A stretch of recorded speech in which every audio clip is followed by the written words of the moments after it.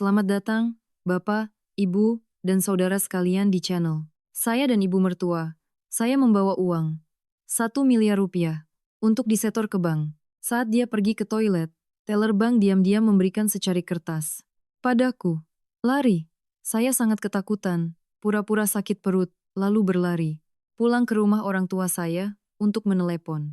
Saat ibu mertua tiba di rumah, wajahnya pucat pasi melihat pemandangan yang menantinya. Pagi itu, langit Jakarta tampak mendung tak biasa. Awan hitam bergelayut di atas. Kota menandakan hujan deras akan segera turun. Udara terasa berat, seolah mengikat kaki para pejalan kaki. Ibu mertua saya, Bu Ningsih, sudah bangun sejak pagi buta. Suara sandal jepitnya yang diseret-seret di lantai rumah, ditambah suara bising orang beres-beres, membuat saya tidak bisa melanjutkan tidur. Meski semalam saya begadang menyusun pembukuan, Tito, suami saya, mendesak saya untuk segera ganti baju dan pergi ke bank. Suaranya menggema dari arah dapur dengan nada tidak sabar. "Vanya mana sih? Buruan. Nanti banknya keburu ramai, capek antre tahu." Saya melangkah turun dengan lesu, melihat Bu Ningsih sedang memeluk erat sebuah tas kain berwarna hijau tua di depan dadanya. Kedua tangannya mencengkeram tali tas itu seolah takut ada yang menjambretnya. Di dalam tas itu terdapat seluruh harta kekayaan kami saat ini. Uang tunai bulat, sebesar 1 miliar rupiah, yang dibungkus rapi dengan kertas koran. Itu adalah uang, hasil keringat dan air mata. Kami berdua selama 5 tahun jatuh bangun merintis perusahaan furnitur kecil-kecilan. Ditambah 30 juta rupiah uang seserahan dari orang tua kandung saya saat menikah yang belum pernah saya sentuh. Tito, suami saya, sedang duduk rapi di meja makan. Melihat saya turun, ia buru-buru berdiri mengambil kunci mobil. Ia berkata, "Kamu temani ibu baik-baik." "Ya, aku ada janji sama klien pagi ini, jadi nggak bisa mengantar kalian. Kalau sudah selesai, telepon aku, biar ku jemput." Tatapannya sedikit menghindar dari mataku. Tapi saat itu, saya hanya berpikir sederhana bahwa ia sedang sibuk dengan pekerjaannya, sehingga saya tidak terlalu memikirkannya. Sepanjang perjalanan di dalam taksi menuju bank, Bu Ningsih tak melepaskan tangannya dari tas itu. Sesekali ia meraba bagian luarnya untuk memastikan ketebalan tumpukan uang tersebut. Mulutnya berkomat-kamit menghitung suku bunga. Ia menoleh padaku. Suaranya terdengar sangat manis, hingga membuatku sedikit merinding. "Vanya, ibu sudah pikir-pikir. Nanti pas kita setor, biar ibu saja yang pakai. Nama di buku tabungannya ya." Orang tua biasanya dapat bunga deposito lebih tinggi daripada anak muda kayak kalian. Saya sedikit mengerutkan kening, rasa tidak nyaman mulai merayap di hati. Sebab, sebagian besar uang itu adalah uang saya pribadi dan hasil kerja keras kami berdua. Apakah aman jika menggunakan nama ibu mertua? Saya menolak dengan halus. "Nggak usah, Bu. Uang ini biar pakai nama kami saja. Biar gampang transaksinya. Nanti kalau perusahaan butuh modal mendadak, cairinnya gampang. Kalau pakai nama ibu, kasihan ibu harus bolak-balik ke bank. Capek." Bu Ningsih langsung cemberut. Wajah ramahnya tadi lenyap seketika, digantikan raut kesal yang kentara. Ia menyindir. "Halah, kamu takut uangmu aku telan? Aku simpan ini demi kebaikan keluarga. Nanti kalau aku mati, toh jatuhnya ke kalian juga. Memangnya uang ini mau kubawa mati?" Sesampainya di bank, udara dingin AC membuat saya sedikit menggigil. Hari itu, sepi, hanya ada beberapa pegawai yang sibuk bekerja di balik kaca loket. "Bu," Ningsih menarik tangan saya, berjalan lurus menuju loket 3, di mana seorang teller wanita berusia sekitar 30 tahunan bernama Hana, dengan rambut disanggul, rapi dan wajah tegas, sedang bertugas. Bu Ningsih meletakkan tas kain itu di atas meja loket sambil berseru, "Mbak, saya mau buka deposito untuk uang ini. Tenor 1 tahun. Pakai nama saya ya?" Saya baru mau membuka mulut untuk mencegah, tapi Bu Ningsih dengan cepat mengeluarkan KTP-nya dan meletakkannya di atas meja. Tatapannya padaku penuh tantangan dan intimidasi yang membuatku terdiam. Teller bernama Hana itu menatap Bu Ningsih, lalu beralih menatapku yang berdiri kaku di sebelahnya. Tatapannya tertuju padaku sedikit lebih lama dari biasanya. Seolah ada rasa curiga. namun juga tersirat rasa kasihan. Saat Hana mulai mengeluarkan tumpukan uang itu untuk dimasukkan ke mesin penghitung. Suara derik mesin memenuhi ruangan yang hening dan menyesakkan itu. Tiba-tiba, Bu Ningsih memegangi perutnya. Wajahnya berkerut menahan sakit. Ia berkata dengan tergesa, "Aduh, perut ibu sakit banget. Kayaknya tadi pagi. Kebanyakan sambal pas makan bubur ayam. Vanya, kamu jaga uangnya baik-baik ya. Ibu mau ke toilet sebentar." Tanpa menunggu jawaban, ia berlari ke arah toilet. Di ujung lorong, meninggalkanku sendirian di depan loket bersama tumpukan uang yang sedang dihitung. Saya berdiri di sana, menautkan jemari dengan canggung, tak tahu harus berbuat apa agar tetap sopan sebagai menantu. Namun, tepat saat bayangan Bu Ningsih menghilang di balik pintu toilet, suara mesin penghitung uang mendadak berhenti. Hana sang teller mendongak, matanya menatap sekeliling untuk memastikan tak ada yang memperhatikan. Lalu, dengan cepat ia mengeluarkan secari kertas kecil yang dilipat 4 dari bawah tumpukan berkas. Ia mencondongkan tubuhnya ke depan kaca pemisah, menyelipkan kertas itu ke telapak tanganku yang bertumpu di meja loket. Gerakannya secepat kilat. Suaranya ditekan sangat pelan. Terdengar seperti desisan angin dari sela giginya. Setiap katanya terdengar sangat jelas. "Jangan tanya apa-apa, ambil ini dan pergi. Lari." Saya tertegun, jantungku berdegup kencang. Tanganku secara refleks menggenggam erat kertas kecil itu. Rasa dingin menjalar di sepanjang tulang belakangku. Tulisan singkat itu menghantam mataku bagaikan tamparan keras. "Lari. Rekening. Ini bermasalah." Di bawahnya terdapat deretan nomor telepon yang ditulis sangat kecil. Jantungku berdetak liar di dalam dada seolah ingin melompat keluar. Napasku mulai terengah-engah. Saya menatap Hana dan melihatnya sudah kembali memasang wajah dingin, profesional. Kembali mengetik di komputernya seolah tak pernah terjadi apa-apa. Tapi matanya melirik sekilas ke arah toilet sebagai peringatan bisu. Firasatku mengatakan ada konspirasi mengerikan yang sedang menjeratku. Dan jika saya tidak pergi dari sini sekarang juga, saya akan kehilangan segalanya. Saat itu juga, suara seretan sandal Bu Ningsih terdengar dari arah lorong. Ia sedang berjalan kembali ke loket, wajahnya sudah terlihat lebih lega. Dalam hitungan detik, insting bertahan hidupku mengambil alih. Saya memegangi perutku, erat-erat, membungkuk, dan berteriak histeris. Arg. Sakit. Bu, perutku. Sakit banget. Teriakanku menggema di seluruh lobi bank, membuat para satpam dan nasabah lain kaget dan menoleh. Bu Ningsih panik dan berlari menghampiriku. Tapi alih-alih menanyakan keadaanku, matanya justru melirik ke tumpukan uang di loket sebelum membentakku. "Ada apa? Sih, tadi baik-baik saja. Kok tiba-tiba sakit perut? Kamu pura-pura ya, biar bisa kabur?"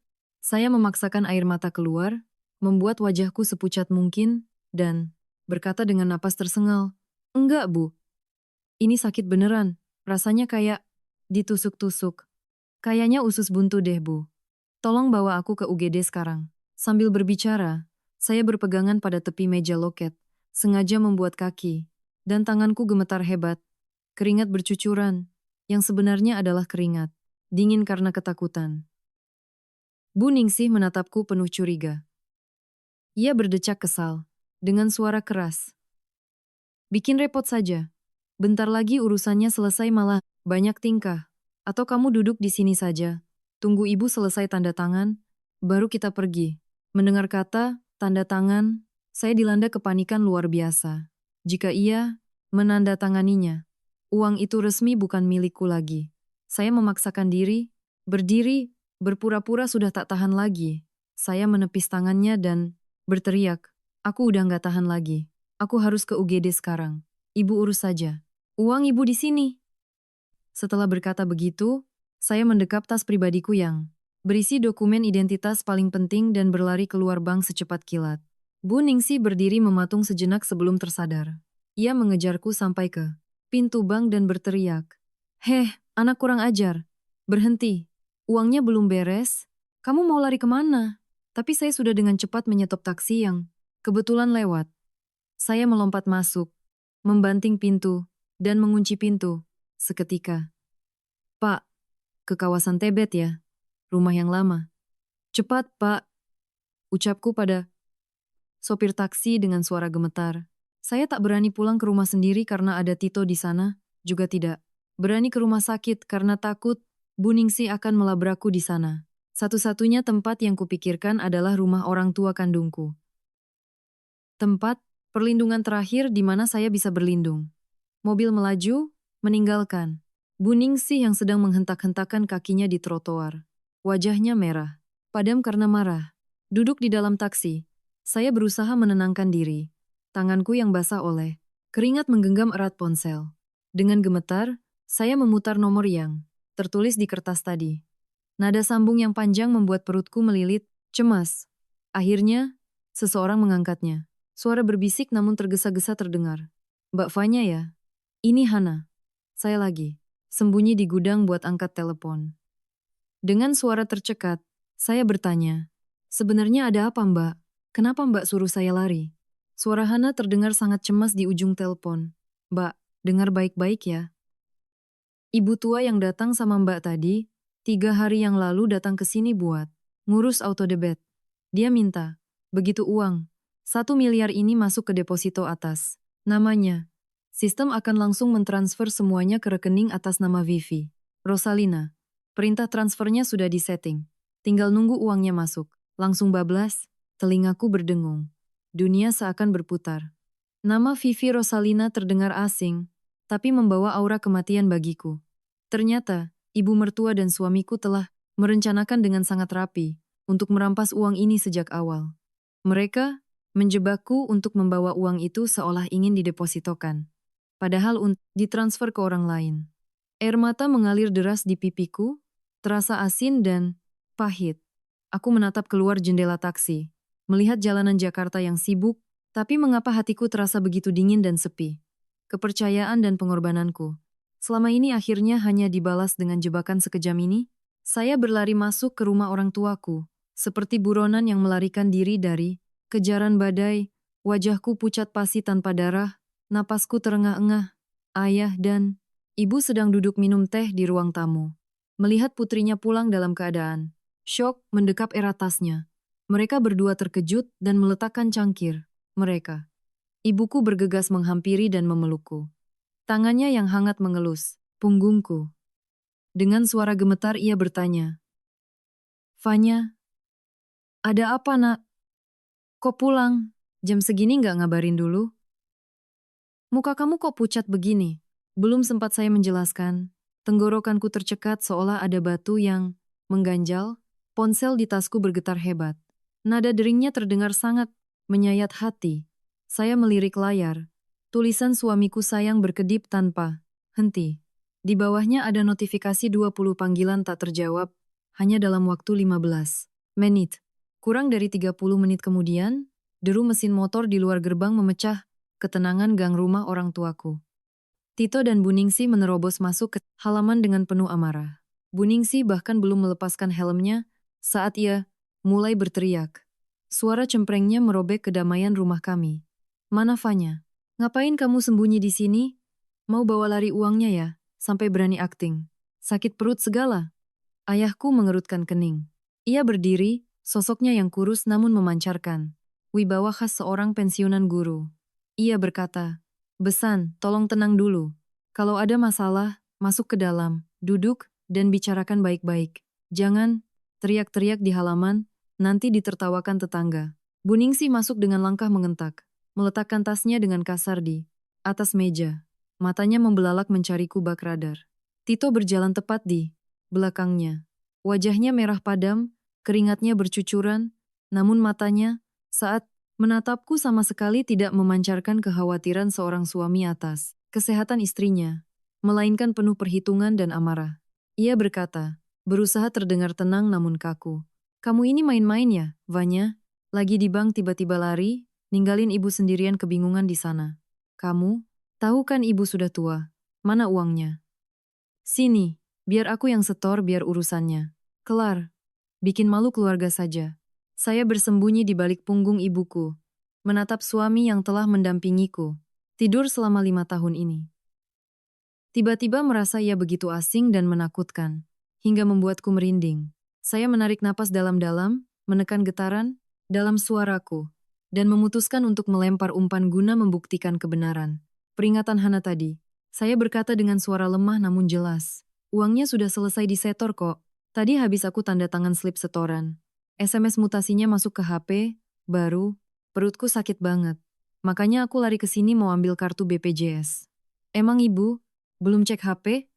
Aku auto debit langsung ke rekening ibu loh. Seketika, suasana di ruang tamu membeku selama sedetik, lalu meledaklah. Perubahan ekspresi yang luar biasa di wajah ibu dan anak itu. Wajah Buningsih, yang tadinya marah besar mendadak rileks, matanya memancarkan keserakahan dan kepuasan yang tak ditutup-tutupi. Ia buru-buru menggeledah tasnya mencari ponsel. Tito juga tak bisa menyembunyikan ketidaksabarannya. Ia mencondongkan tubuh dan merebut ponsel dari tangan ibunya. Jarinya bergerak cepat di layar untuk mengecek SMS mutasi saldo. Namun, hanya dalam hitungan detik, senyum sinis di bibirnya lenyap, digantikan oleh wajah pucat dan amarah yang jauh lebih besar dari sebelumnya. Ia berbalik menatapku, matanya memerah seolah ingin menelan istrinya. Hidup-hidup. Ia menggeram. Mana ada SMS masuk? Rekeningnya kosong melompong. Begini, kamu mau nipu siapa, Vanya? Pada detik itu, melihat perubahan drastis dari garang, menjadi serakah. Lalu, kecewa luar biasa pada mereka. Kepercayaanku hancur berkeping-keping. Dengan pahit saya menyadari, di mata mereka, saya bukanlah istri, bukan pula menantu, melainkan sekadar mangsa gemuk yang sedang mereka cabik-cabik. Suasana di ruang tamu rumah orang tuaku setegang benang ditarik. Kesunyian yang menyesakkan menyelimuti usai pertanyaan penuh kebencian dari Tito. Tepat saat itu, suara motor kembali menderu di luar.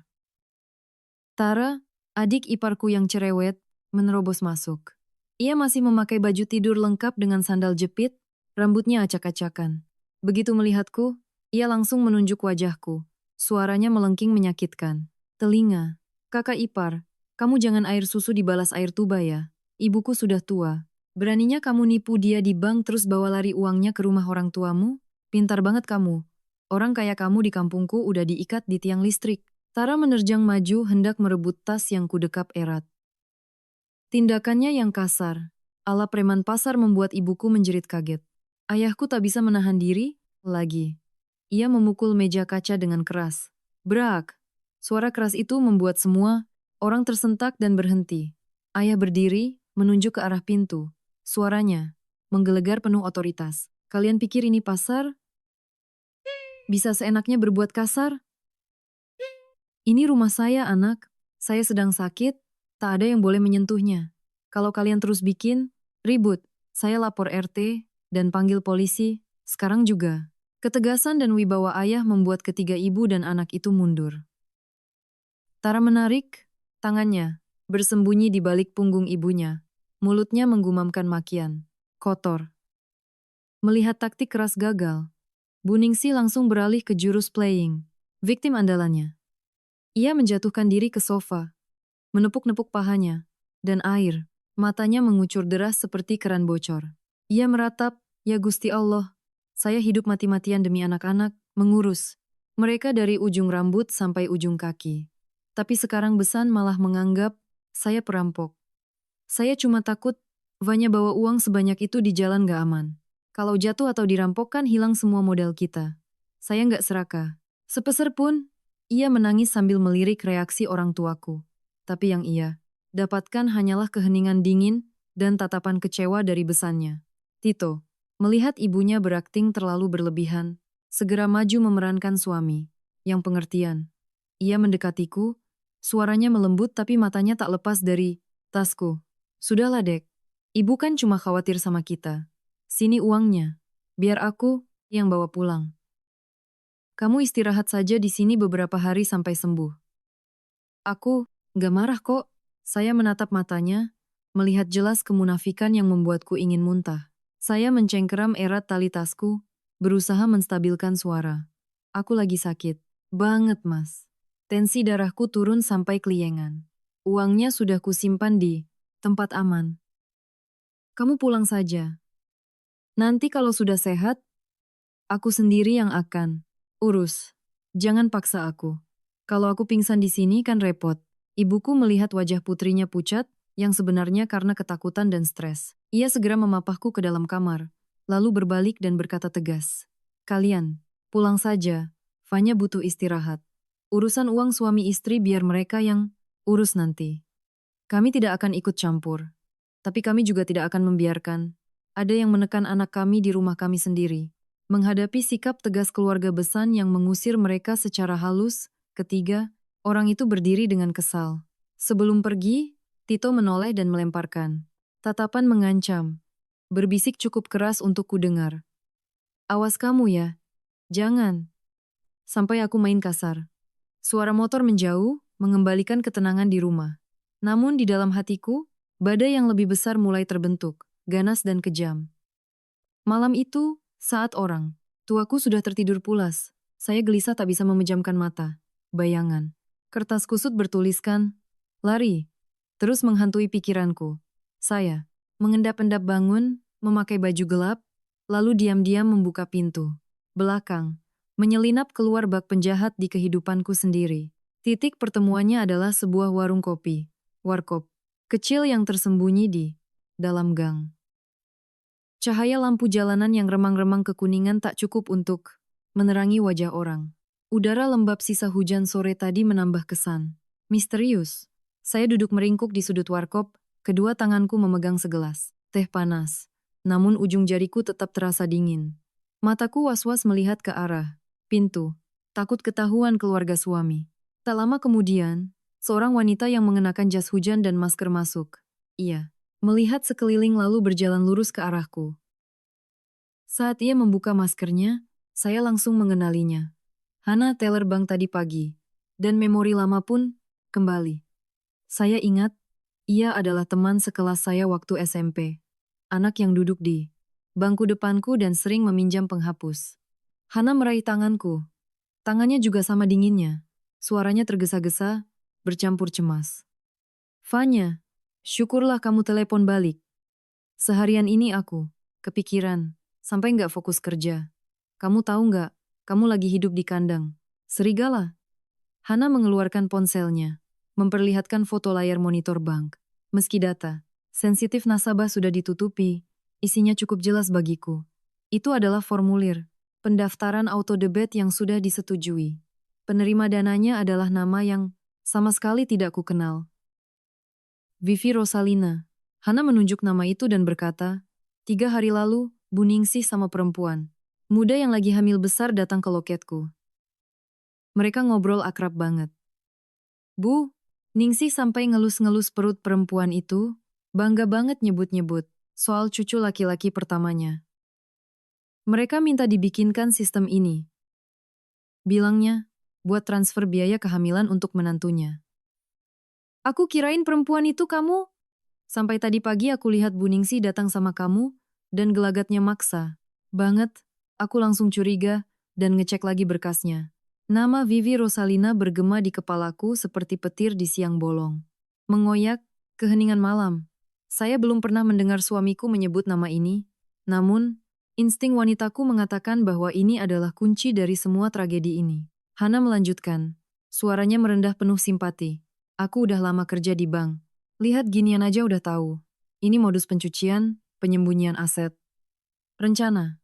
Mereka rapi banget. Begitu uangmu masuk ke rekening atas nama Bu Ningsih, sistem akan mendeteksi dan langsung mentransfernya ke si Vivi itu dalam hitungan detik. Kalau itu terjadi, kamu lapor polisi juga percuma. Karena buku tabungannya atas nama ibu mertuamu. Dia mau kasih uangnya ke siapa? Itu hak dia secara hukum. Kamu bakal kehilangan 1 miliar itu dalam sekejap mata. Saya duduk terpaku. Air mata tak terbendung lagi. Mengalir deras, panas dan pahit. Ternyata, perhatian dan desakan Bu Ningsih, serta sikap wibawa Tito, semuanya hanyalah sandiwara yang disusun matang untuk menguras hartaku sebelum menendangku ke jalanan. Uang 1 miliar itu bukan sekadar lembaran rupiah. Itu adalah keringat, darah, kepercayaan, dan masa depan yang telah kubangun untuk keluarga ini. Hana meremas tanganku dengan lembut untuk menenangkan. Fanya. Kamu harus tenang. Tadi aku sempat nguping pembicaraan mereka. Sepertinya si Vivi ini, kepala akuntan di perusahaan suamimu. Mending kamu cek lagi aset rumah dan tanah. Kalian. Aku takut mereka nggak cuma ngincar uang deposito ini aja. Peringatan Hana bagai sember air, es yang disiramkan tepat ke wajahku, membangunkanku dari penderitaan terdalam. Peringatan itu terus terngiang di telingaku sepanjang perjalanan pulang. Cek lagi aset rumah dan tanah. Pagi, harinya, saat matahari baru terbit, saya langsung menelepon sepupuku, Paman Hendra, yang bekerja di sebuah kantor notaris besar di pusat kota Jakarta. Suaranya masih mengantuk, tapi begitu mendengar nada suaraku yang serius meminta, "Tolong," ia langsung terjaga dan berjanji akan membantu mengecek sistem data. Notaris. Waktu menunggu terasa berjalan sangat lambat, bagai memikul beban batu. Saya duduk meringkuk di kamar, menatap tajam ke layar ponsel, diam-diam berdoa. Semoga kecurigaanku salah. Semoga Tito masih memiliki sedikit hati nurani. Namun hidup bukanlah drama sinetron. Dering ponsel memecah keheningan, membawa kenyataan pahit. Suara Paman Hendra terdengar prihatin melalui loudspeaker. "Fanya Om sudah cek. Kabar buruk Nduk. Apartemen yang kalian tinggali dan tanah 60 meter persegi di pinggiran kota yang kamu bilang dibeli tahun lalu. Itu, semuanya sudah dibalik nama menjadi hak milik Ibu Ningsih sejak 3 bulan yang lalu." Ponselku jatuh ke atas kasur. Kaki dan tanganku lemas. Kepalaku berputar. Dibalik nama? Bagaimana bisa dibalik nama tanpa tanda tanganku? Itu kan harta. Gana gini. Kenangan 3 bulan lalu kembali berputar seperti film lambat, sangat jelas dan menyakitkan. Hari itu, Tito pulang membawa setumpuk dokumen tebal. Wajahnya sumringah, suaranya semanis madu. "Sayang, perusahaan lagi butuh naikin plafon kredit untuk impor kayu. Pihak bank minta dokumen kelengkapan dan penilaian aset ulang. Kamu tanda tangan di sini." "Ya, buruan, biar bisa kuserahkan ke bank sebelum tutup. Kalau proyek ini tembus, kita jalan-jalan keliling Eropa deh." Saat itu, karena terlalu percaya pada suamiku dan melihatnya sibuk bekerja keras, saya tidak membaca berkas itu satu persatu dan langsung menandatangani di bagian yang sudah ia tandai dengan pensil. Saya tersenyum getir, air mata membasahi pipiku, mentertawakan kebodohan dan kepolosanku yang menyedihkan.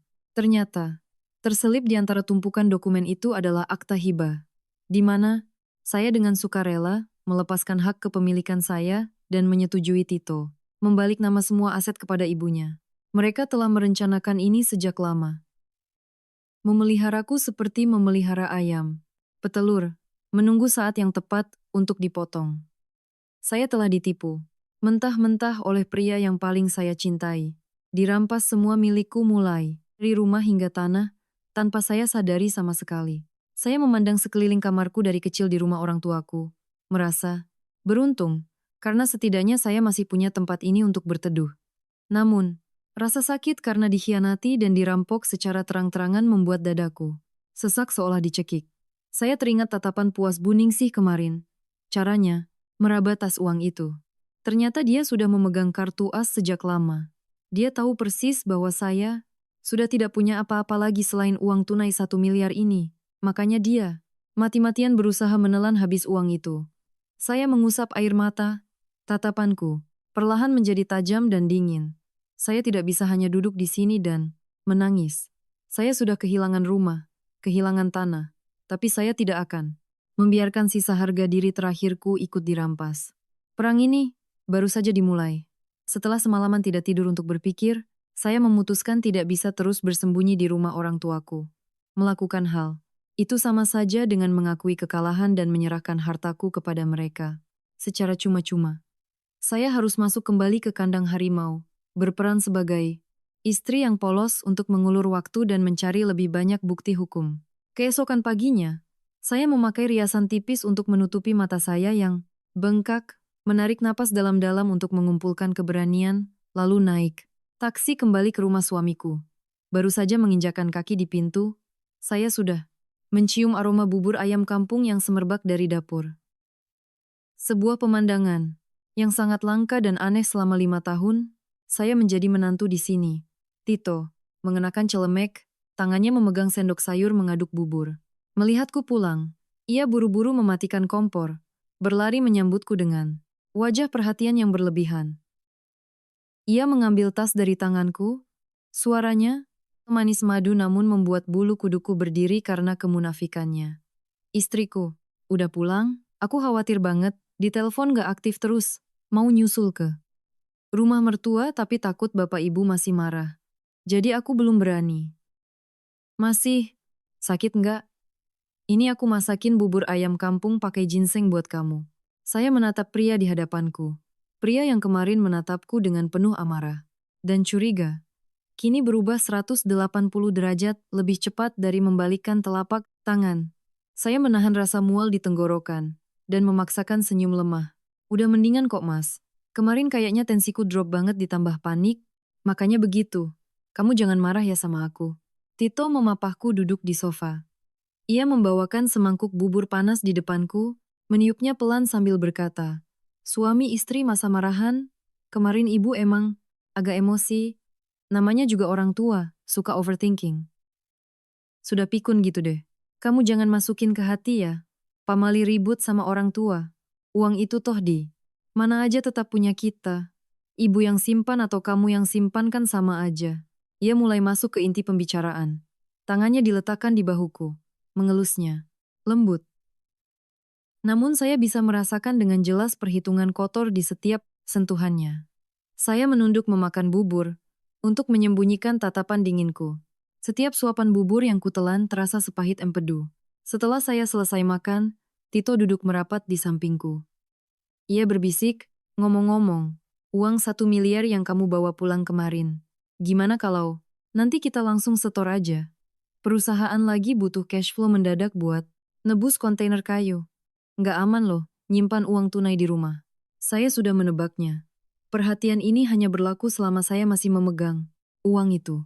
Saya meletakkan sendok, pura-pura menghela napas panjang dengan wajah penuh penyesalan.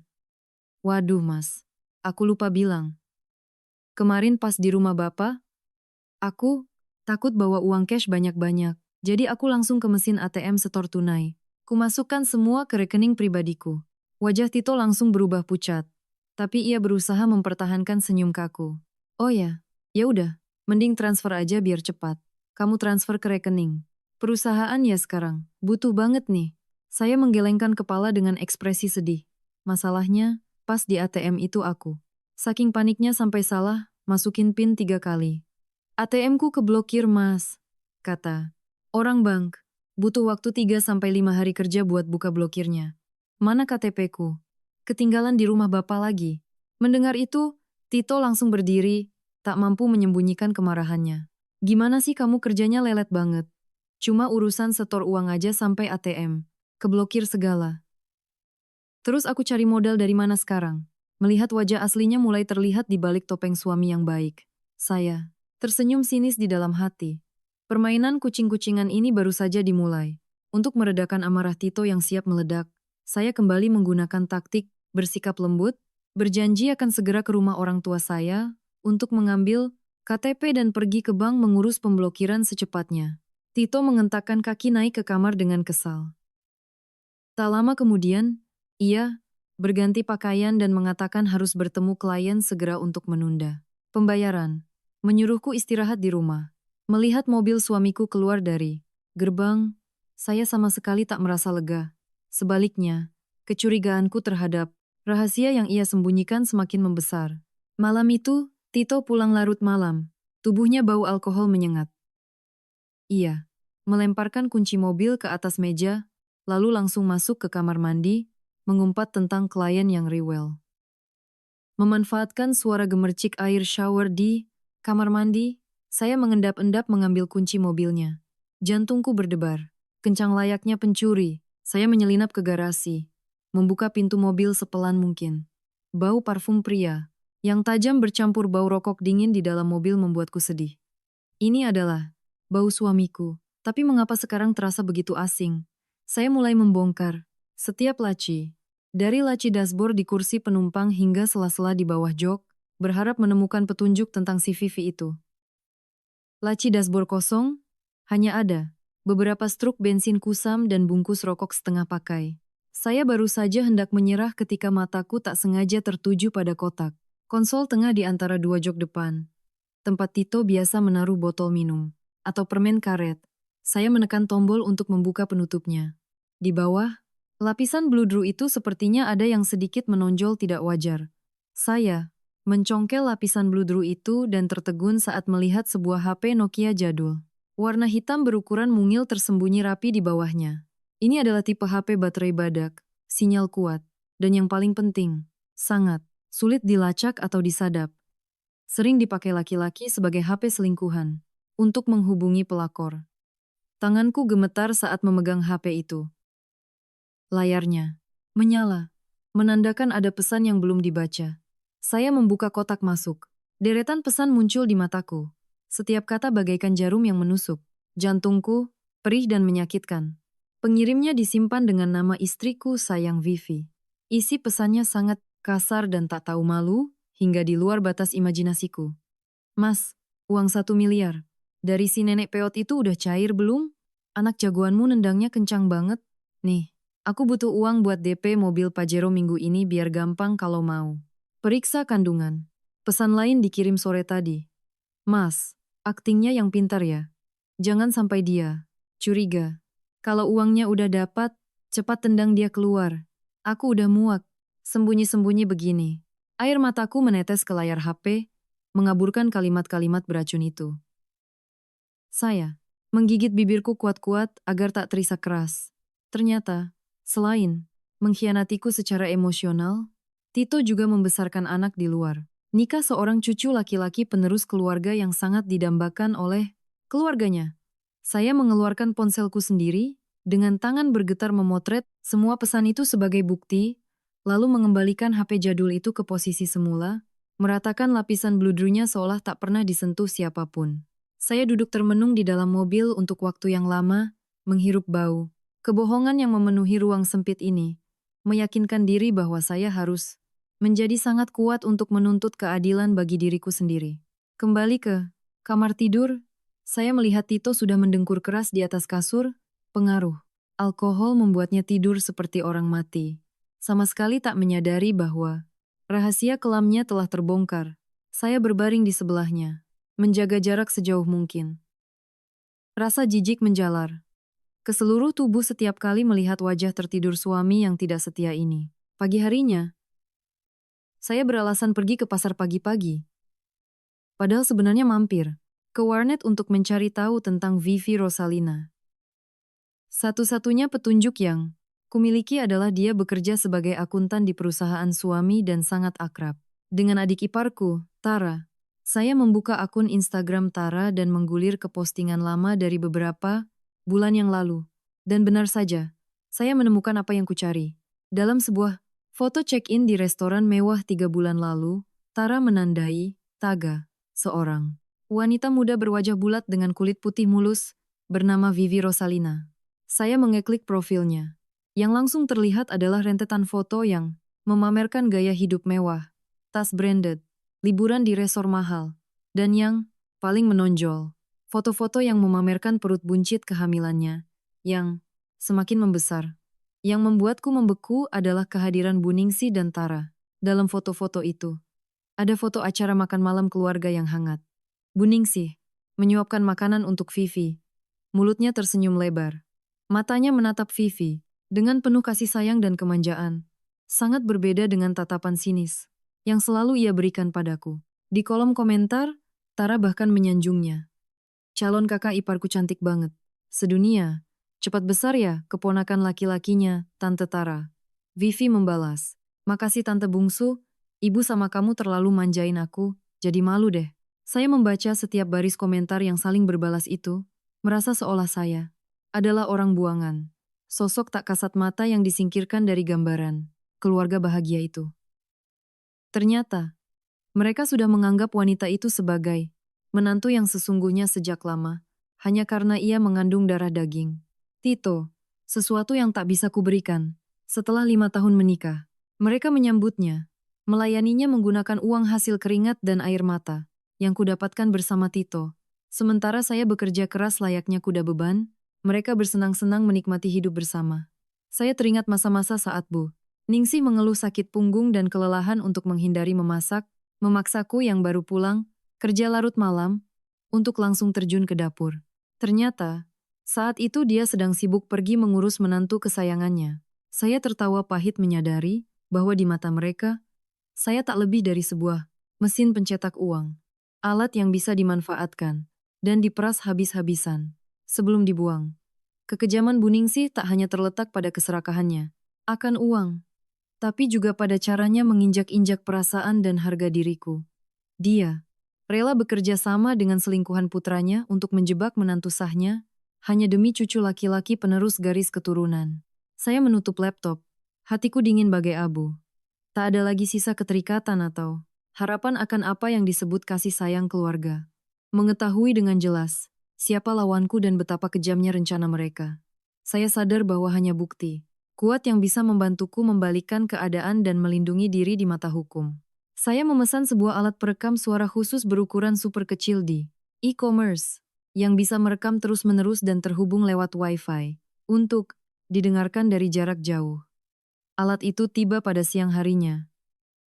Saat seisi rumah pergi, saya memeriksa alat itu dengan hati-hati, lalu mencari posisi yang pas untuk memasangnya.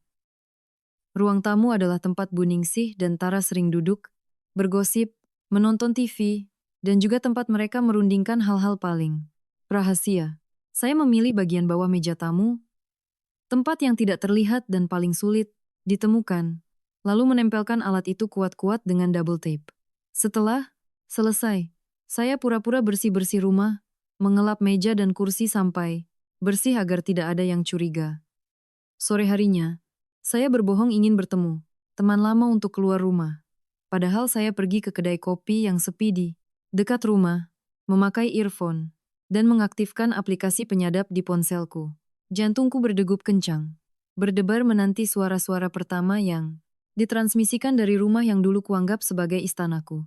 Sekitar jam 4 sore, terdengar suara grendel pintu terbuka, diikuti suara langkah kaki, serta canda tawa Bu Ningsih dan Tara yang riuh.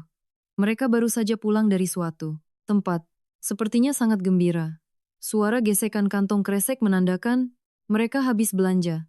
Bu Ningsih menghempaskan tubuhnya ke sofa, menghela napas panjang tanda puas. Aduh, jalan sebentar aja kaki udah pegal semua.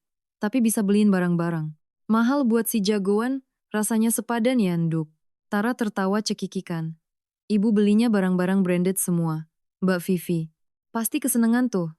Bu, Sifanya itu masih belum mau nyairin uangnya juga. Aku lihat dia tuh ngulur-ngulur waktu terus. Jangan-jangan dia udah mulai curiga? Suara Bu Ningsih terdengar. Nadanya dingin dan penuh penghinaan yang membuatku merinding meski sedang duduk di bawah sinar matahari sore. Curiga apaan? Vanya, itu kan bodoh. Ibu tahu betul sifatnya. Dia percaya buta sama si Tito. Cuma, diomongin manis sedikit aja pasti luluh. Dia cuma lagi pelit aja sama uangnya. Makanya sedikit jual mahal. Bu Ningsih berhenti sejenak, lalu melanjutkannya. Suaranya dipenuhi perhitungan. Jahat, kamu suruh Mas Tito desak dia lebih keras lagi. Begitu 1 miliar itu cair, ibu bakal cari gara-gara. Bilang dia menantu kurang ajar, terus usir dia, pulang ke rumah orang tuanya. Saat itu, Tito tinggal ajuin cerai ke pengadilan. Agama. Beres urusan. Harta. Rumah. Tanah, udah atas nama ibu semua. Dia mau. Nuntut sampai langit runtuh juga nggak bakal menang. Keluar dari sini cuma bawa badan. Biar kapok karena nggak bisa ngasih anak. Tara menimpali dengan nada penuh kepuasan. Bener tuh Bu. Usir aja dia biar nggak sepet mataku lihat mukanya yang muram terus. Bawa Mbak Vivi ke rumah jadi ramai. Ada cucu laki-laki buat digendong, keluarga kita bakal penuh. Berkah, setiap kata, setiap kalimat yang keluar dari mulut mereka bagai sayatan pisau, yang mengiris hatiku, berdarah dan sakit hingga ke puncaknya. Saya mengepalkan. Tanganku erat-erat, kuku-kukuku menusuk kulit hingga perih.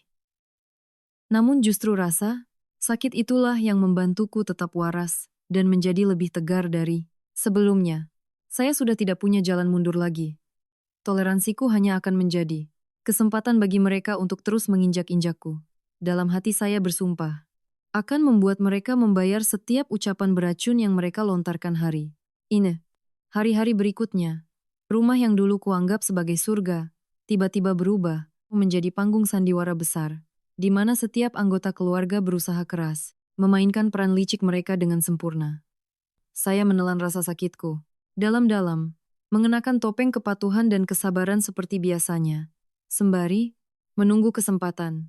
Lalu, aktor utama yang belum muncul dalam drama tragis komedi ini pun tiba. Suatu pagi di akhir pekan, bel pintu berbunyi. Tito bergegas membukakan pintu, dengan antusiasme yang tak biasa. Melangkah masuk ke rumah adalah seorang wanita, muda, berwajah bulat dengan makeup tebal, mengenakan gaun hamil merek terkenal, yang gombrang, namun tetap tak bisa menyembunyikan perutnya yang sudah membuncit. Tito memperkenalkannya padaku. Suaranya sangat natural, hingga terasa tak tahu malu. Fanya, kenalkan ini Vivi, kepala akuntan baru di perusahaanku. Hari ini, dia mampir ke sini buat bahas sedikit soal tutup buku pajak akhir tahun. Sekalian jenguk ibu karena dengar-dengar ibu lagi sering sakit. Saya menatap wanita di depanku. Inilah sosok pelakor yang mengirim pesan. Istriku sayang di HP rahasia itu. Dia membalas tatapanku, mata dengan eyeliner. Tajamnya menyapu diriku dari ujung kepala sampai ujung kaki dengan raut kasihan. Bercampur hina, lalu tersenyum sinis ala kadarnya. Halo, Mbak Vanya. Sering. Dengar cerita tentang Mbak dari Mas Tito sama Ibu. Baru sekarang ada kesempatan. Ketemu langsung. Yang paling membuatku jijik bukanlah kehadiran wanita itu, melainkan sikap Bu Ningsih, ibu mertua yang biasanya selalu mengeluh sakit punggung dan pegal linu. Hari ini tiba-tiba sangat gesit. Dia menyambut Vivi dengan ramah, memapahnya, duduk di sofa, mengambilkan bantal untuk sandaran punggungnya. Mulutnya terus memuji-muji. Duh, lagi hamil gede gini kok masih memaksakan diri kerja keras? Nuk, jalannya hati-hati ya, jangan sampai bayinya kenapa-kenapa. Bu Ningsih mengupas jeruk keprok, menyodorkannya langsung ke tangan Vivi. Matanya menatap lekat ke perut buncit wanita itu dengan tatapan haus dan puas, yang tak ditutup-tutupi. Tatapan yang selama 5 tahun ini, tak pernah saya dapatkan. Vivi menerima potongan jeruk itu. Ia sengaja menyingkap rambutnya ke belakang. Telinga untuk memamerkan bekas merah samar di kerah kemeja putih Tito yang sedang duduk di sebelahnya. Bekas lipstik yang saya yakin sengaja ditinggalkannya sebelum masuk ke rumah ini. Sambil makan jeruk, Vivi mulai menyindir. Nadanya sinis bersembunyi di balik kepolosan palsu. Ibu mertua baik banget deh. Nggak kayak ibu saya di kampung. Katanya kalau perempuan nggak bisa ngasih anak itu, sama aja kayak pohon layu di dalam rumah. Cuma menuh-menuhin tempat doang. Hamil itu emang capek sih, Bu. Tapi kalau ingat ini anak laki-laki penerus keluarga, rasa capeknya langsung hilang. Kalimatnya bagai jarum beracun yang menusuk tepat ke luka kemandulanku. Saya duduk berhadapan dengan mereka. Tanganku mencengkeram erat ujung bajuku untuk menahan gemetar menahan marah. Saya melihat sandiwara keluarga bahagia di depan. Mataku, ibu mertua yang perhatian, suami yang peduli, pelakor yang sedang hamil. Sementara saya istri sahnya hanya menjadi orang buangan, pembantu gratisan di rumahku sendiri. Saya berdiri dan beralasan pergi ke dapur untuk membuat teh, guna menyembunyikan mataku yang sudah merah. Namun di dalam hatiku, rasa pasrah telah mati sepenuhnya. Mereka berani membawa pelakor ke rumah untuk menghinaku, berani secara terang-terangan menginjak-injak harga diriku tepat di bawah atap rumah ini. Maka jangan salahkan saya jika nanti saya sangat kejam saat menurunkan tirai sandiwara ini. Kehadiran Vivi sepertinya menjadi katalis yang memicu keserakahan keluarga. Suamiku mencapai puncaknya. Mereka tak sabar lagi menunggu saya menyerahkan uang secara sukarela. Malam itu, sehabis makan malam, saat saya sedang mencuci piring, di dapur, terdengar suara gebrakan keras dari ruang tamu, diikuti teriakan, histeris Tito. Saya buru-buru mengelap tangan dan berlari ke depan. Saya melihat Bu Ningsih, tergeletak di lantai. Kedua tangannya memegangi dada kiri, napasnya tersengal-sengal. Wajahnya berkerut menahan sakit yang teramat sangat. Tito duduk di sebelahnya, memijat ibunya sambil membentakku. Fanya, ngapain kamu? Bengong aja di situ. Ibu kena serangan jantung ini. Cepat ambil minyak angin. Saya berlari mengambil minyak angin, namun otakku berputar sangat cepat. Bu, Ningsih memang punya riwayat darah tinggi ringan, tapi tak pernah sakit jantung. Separah ini. Terlebih lagi, tadi pagi dia masih sehat walafiat saat menyambut si pelakor kesayangan anaknya. Tito memapah ibunya. Suaranya tergesa-gesa dengan nada mendramatisasi. Bu, ibu, yang kuat ya? Pasti ibu kepikiran soal uang deposito itu makanya drop begini. Fanya, gimana ini? Keadaannya begini. Kita harus segera bawa ibu operasi. Jantung. Kata dokter biaya operasinya bisa habis 1 miliar lebih loh. Bu Ningsih merintih. Matanya setengah terbuka menatapku penuh tuduhan. Aduh, ibu mati aja rasanya. Dada ini kayak mau pecah. Uang dari mana buat berobat? Sekarang? Biarlah ibu mati saja biar kalian gak repot. Jelas kali ini adalah drama playing victim untuk memaksaku mencairkan uang 1 miliar itu secepatnya dengan dalih menyelamatkan nyawa ibu mertua. Kalau ini, saya yang dulu. Pasti saya sudah panik dan menyerahkan semua uang itu pada mereka. Tapi saya yang sekarang sudah melihat tembus kebusukan hati orang-orang ini. Saya dengan tenang mengeluarkan ponsel. Alih-alih mentransfer uang, saya memutar nomor 119. Melihat itu, Tito kaget dan membentak. Kamu telepon siapa? Kenapa? Nggak kasih uangnya aja ke aku. Biar aku panggil taksi bawa ibu ke rumah sakit. Swasta biar cepat ditangani. Kalau nunggu ambulans, ibu keburu mati. Saya menatap lurus ke matanya. Suaraku dingin dan tegas. Ibu lagi kritis. Begini. Kalau naik taksi terus kena guncangan di jalan malah bahaya, Mas. Aku telepon ambulans 119. Di dalamnya, sudah ada alat medis dan dokter yang mendampingi. Mereka bisa kasih pertolongan pertama di tempat. Nyawa ibu itu yang paling penting. Soal uang urusan belakangan. Hanya 15 menit kemudian, suara sirene ambulans meraung-raung di depan rumah, membuat geger warga sekitar. 2 tenaga medis berlari masuk membawa tandu. Mereka dengan cepat mengukur tensi, memeriksa jantung dan paru-paru Bu Ningsih. Langsung di ruang tamu, Bu Ningsih yang sudah kepalang tanggung harus terus berakting. Ia masih berbaring merintih-rintih, tapi keringat di dahinya mengucur bukan karena sakit, melainkan karena takut kedoknya terbongkar. Dokter muda itu melepaskan stetoskopnya, mengerutkan kening melihat angka di monitor alat tensi, lalu menoleh ke arah kami dengan ekspresi heran. Aneh ya, tekanan darahnya memang sedikit tinggi karena stres, tapi detak jantung dan paru-parunya normal banget. Nggak ada tanda-tanda infark miokard, serangan jantung, atau gagal jantung akut. Ibu ini cuma kena vertigo ringan saja, disuruh rebahan istirahat juga baikan, nggak perlu dibawa ke IGD. Kesimpulan dokter itu bagaikan tamparan keras di wajah Tito dan Bu Ningsih. Tito berdiri kaku, wajahnya pucat pasi, tak tahu harus menyembunyikan rasa malunya di mana. Sedangkan Bu Ningsih langsung berhenti merintih seketika. Ia merangkak, bangun perlahan, pura-pura batuk, untuk menutupi kecanggungan. Oh gitu ya dok, padahal saya pikir saya udah mau mati rasanya. Mungkin karena saya terlalu panik, makanya berasa kayak sakit jantung. Saya menatap mereka, tertawa sinis di dalam hati. Sandiwara murahan ini berakhir, dengan sangat memalukan. Setelah insiden serangan jantung palsu itu, suasana di rumah menjadi kaku dan sangat tegang. Tito dan Bu Ningsih sadar mereka tidak bisa lagi memakai alasan kesehatan untuk menipuku, jadi mereka beralih ke taktik perang mental, menggunakan keheningan dan sikap dingin untuk menekan batinku. Saya tahu, waktu sudah tidak banyak. Saya perlu meninabobokan mereka beberapa hari lagi agar pengacara ayahku bisa menyelesaikan berkas gugatan dan perintah penyitaan aset. Saya memutuskan untuk melempar umpan yang saya yakin tak akan bisa mereka tolak. Umpan mematikan berbalut madu. Malam itu, saya sengaja mengetuk pintu kamar Bu Ningsih. Ia sedang duduk, menghitung perhiasan emasnya. Begitu melihatku masuk, ia buru-buru menyimpannya, wajahnya berubah muram dan kesal. Saya melangkah mendekat, menundukkan kepala, dan berkata pelan dengan nada penuh penyesalan. Bu, beberapa hari ini, Fanya, sudah pikirkan baik-baik. Kata dokter ibu darah tinggi karena banyak pikiran. Vanya ngerasa bersalah banget. Uang kan gak dibawa mati, Bu. Yang penting itu, keluarga harmonis. Setelah berkata demikian, Saya merogoh saku bajuku, mengeluarkan sebuah buku, tabungan warna biru, dan meletakkannya perlahan di atas meja di depannya.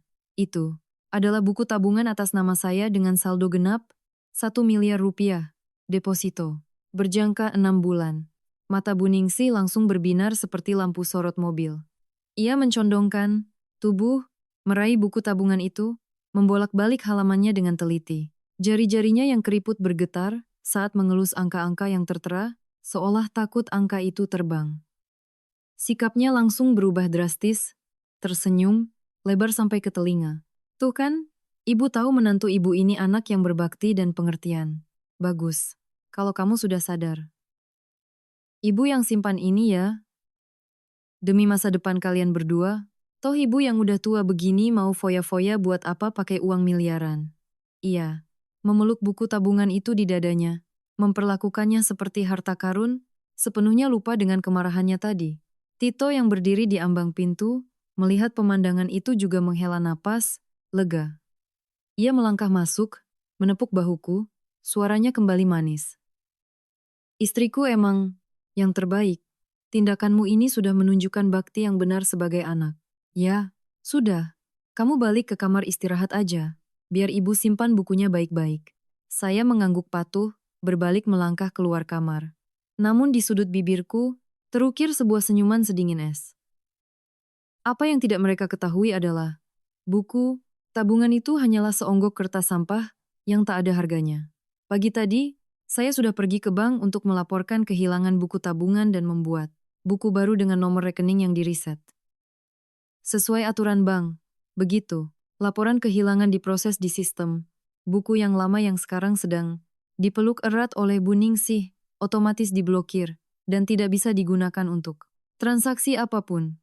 Uang di rekeningku tetap aman. Sementara mereka bersorak, kegirangan memeluk bom waktu yang gagal meledak. Keserakahan telah membutakan mata mereka, membuat mereka kehilangan kewaspadaan, sekecil apapun. Mereka tak menaruh curiga sedikit pun bahwa menantu bodoh, mereka sudah mulai melawan balik. Memegang buku tabungan meski itu hanya barang, rongsokan membuat keluarga suamiku merasa beban seberat gunung terangkat. Mereka mulai menunjukkan wajah asli mereka lebih cepat dari yang kuduga. Vivi kembali datang ke rumah. Kali ini ia tak lagi sungkan seperti kedatangannya. Yang pertama, melainkan berjalan angkuh layaknya nyonya rumah yang sesungguhnya. Suatu sore, Bu Ningsih sedang pergi ke pengajian arisan keluarga yang sebenarnya. Hanya jadi ajang untuk pamer kepada teman-temannya betapa berbaktinya sang menantu. Tito juga sedang pergi mengurus pekerjaan, sehingga di rumah hanya ada saya dan Vivi. Saya sedang sibuk menyiapkan makan malam di dapur. Suara pisau beradu dengan talenan terdengar berdetak. Tiba-tiba Vivi masuk, tangannya memegang segelas jus jeruk. Ia menyandarkan punggungnya ke kulkas dan menatapku dengan sorot mata provokatif. Ia menyesap jusnya. Suaranya yang melengking bergema di ruang dapur, yang sempit itu. Mbak Fanya, Mbak jago juga ya masak. Pantas Mas Tito bilang pertahanin Mbak Di. Rumah buat jadi pembantu aja masih ada gunanya. Lumayan hemat nggak usah bayar. Art. Saya menghentikan potongan pisau, menengadah menatapnya, berusaha menjaga ekspresi setenang mungkin. Kamu ngomong apa? Siapa yang pembantu? Vivi tersenyum sinis, senyum mengejek di wajahnya yang berlapis makeup tebal. Mbak nggak usah pura-pura polos deh. Mbak pikir kasih buku deposito ke si nenek. Itu urusannya kelar? Mbak tahu nggak, ranjang yang Mbak tidurin tiap malam. Itu, aku sama Mas Tito udah bergumul di sana, ratusan kali. Mending Mbak tahu diri dan cepat angkat kaki dari sini. Jangan nunggu sampai diusir ke jalanan. Nanti malu loh. Kekurang ajarannya melampaui segala batas toleransi seorang manusia. Ia tidak hanya merebut suami dan mengincar uangku, tapi juga berniat menginjak-injak harga diriku ke dalam lumpur. Namun, alih-alih menerjang maju, mencakar, atau menamparnya demi melampiaskan amarah seperti yang didorong oleh instingku. Saya justru teringat pesan pengacara. Saya diam-diam memasukkan tangan ke dalam saku celemek, menyalakan tombol alat, perekam super kecil yang selalu kubawa kemana-mana beberapa hari ini. Saya menarik napas panjang, menatap lurus ke matanya, dan bertanya balik dengan suara bergetar, pura-pura ketakutan. Kak, kamu berani ngakuin itu? Kamu nggak takut kena karma? Kamu sama suamiku. Selingkuh? Terus sekarang niat merampas harta-hartaku? Kan? Melihatku gemetar ketakutan, Vivi malah semakin besar kepala. Ia mengira saya sudah benar-benar hancur sehingga tak perlu waspada lagi. Ia mendekat ke telingaku, membisikkan kata-kata beracun dengan nada penuh penekanan. Benar banget, dasar bodoh. Karma apaan? Hari gini yang menang itu yang punya kekuasaan dan uang. Sertifikat rumah sama tanah udah dibalik nama jadi hak milik. Ibunya semua. Uang 1 miliar itu juga udah di tangan mertuamu. Mbak cuma bakal dapat ampasnya doang. Mbak itu cuma ayam petelur. Telurnya udah diambil, ayamnya. Dipotong itu udah jadi hukum alam. Tunggu sampai aku ngelahirin anak laki-laki. Penerus keluarga ini, Mbak bakal tahu apa itu neraka. Setiap pengakuan yang keluar dari mulutnya terekam utuh di dalam alat perekam yang sedang berputar di sakuku. Saya menundukkan kepala untuk menyembunyikan mataku yang menyala oleh api kebencian. Namun di dalam hatiku muncul perasaan menang. Ia terlalu sombong, terlalu percaya diri dengan janin di perutnya dan perlindungan dari keluarga suamiku, sampai lupa bahwa hukum karma senjata makan. Tuhan selalu menjadi aturan mutlak kehidupan. Saya tak berkata apa-apa lagi, hanya diam berbalik dan melanjutkan memotong sayur. Suara pisau menghantam talenan kini terdengar lebih keras, lebih tegas. Berbekal alat perekam kecil yang menyimpan bukti kejahatan luar biasa dari Vivi dan keluarga suamiku, saya tahu bahwa saya tidak bisa bertarung sendirian dalam peperangan yang tidak seimbang ini. Keesokan paginya, saya beralasan pulang ke rumah orang tua untuk mengambil KTP guna membuka blokir ATM, seperti yang sudah kujanjikan pada Tito. Begitu melihat sosok ayah dan ibu yang sedang menyiram tanaman di halaman, perasaan sedih dan tertekan yang kupendam selama ini seketika meledak. Saya berlari ke pelukan ibu, menangis terseduh-seduh layaknya anak kecil yang dipukuli, tanpa salah. Kedua orang tuaku panik dan memapahku masuk ke dalam rumah. Ibu membuatkanku segelas air jeruk, dengan sabar menunggu hingga saya sedikit tenang. Saya meletakkan alat perekam itu di atas meja. Dengan tangan gemetar menekan tombol play di ruang tamu rumah tua kami yang sederhana, namun penuh cinta. Itu suara cemprengnan beracun Vivi serta kejamnya konspirasi ibu dan anak Bu Ningsih terdengar sangat jelas. Ayahku, pria yang seumur hidupnya mengabdi sebagai guru, selalu menjaga wibawa dan ketenangannya. Namun kini wajahnya merah padam karena amarah, tangannya mengepal erat hingga urat-uratnya menonjol. Matanya menyiratkan kilatan merah. Saat rekaman itu selesai, ia menggebrak meja dengan keras hingga cangkir teh bergoyang. Suaranya bergetar menahan murka. Manusia berhati iblis. Mereka anggap putriku ini apa? Cuma binatang yang bisa diperas habis-habisan lalu dibuang. Ibuku menutup wajahnya, menangis terisak. Hatinya hancur melihat putri, kesayangannya yang lemah lembut, yang ia lahirkan dan besarkan dengan penuh kehati-hatian, kini diinjak-injak tanpa ampun oleh orang lain. Ia menggenggam erat tanganku dan berkata dengan suara parau, "Vanya, pulanglah, Nuk, tinggalkan keluarga itu. Bapak ibumu memang miskin, tapi nggak akan biarkan kamu mati kelaparan. Kalau kamu terus hidup sama setan berwujud manusia itu, lama-lama mereka bisa bunuh kamu." Saya menatap ayah dan ibu, hatiku serasa diiris-iris. Tapi akal sehatku mengatakan bahwa saya tidak boleh menyerah begitu saja. Jika saya pergi, sekarang, saya akan kehilangan semua hartaku, kehilangan kehormatanku. Sementara, mereka akan bersorak kegirangan hidup mewah di atas keringat dan air mataku. Saya menghapus air mata, menatap lurus ke mata ayah dengan suara mantap. "Bapak, Ibu, tenang saja. Vanya nggak akan biarkan mereka hidup tenang. Vanya sudah kehilangan rumah, kehilangan tanah, kehilangan masa muda demi keluarga itu. Vanya harus rebut semuanya kembali. Vanya butuh bantuan Bapak." Ayah menatapku, matanya yang tadinya dipenuhi amarah perlahan berubah menjadi tekad yang bulat. Ia mengangguk mantap. "Kamu butuh apa? Bilang saja. Bapak rela jual rumah ini demi bayar pengacara terbaik buat kamu. Bapak akan lawan mereka sampai titik darah penghabisan."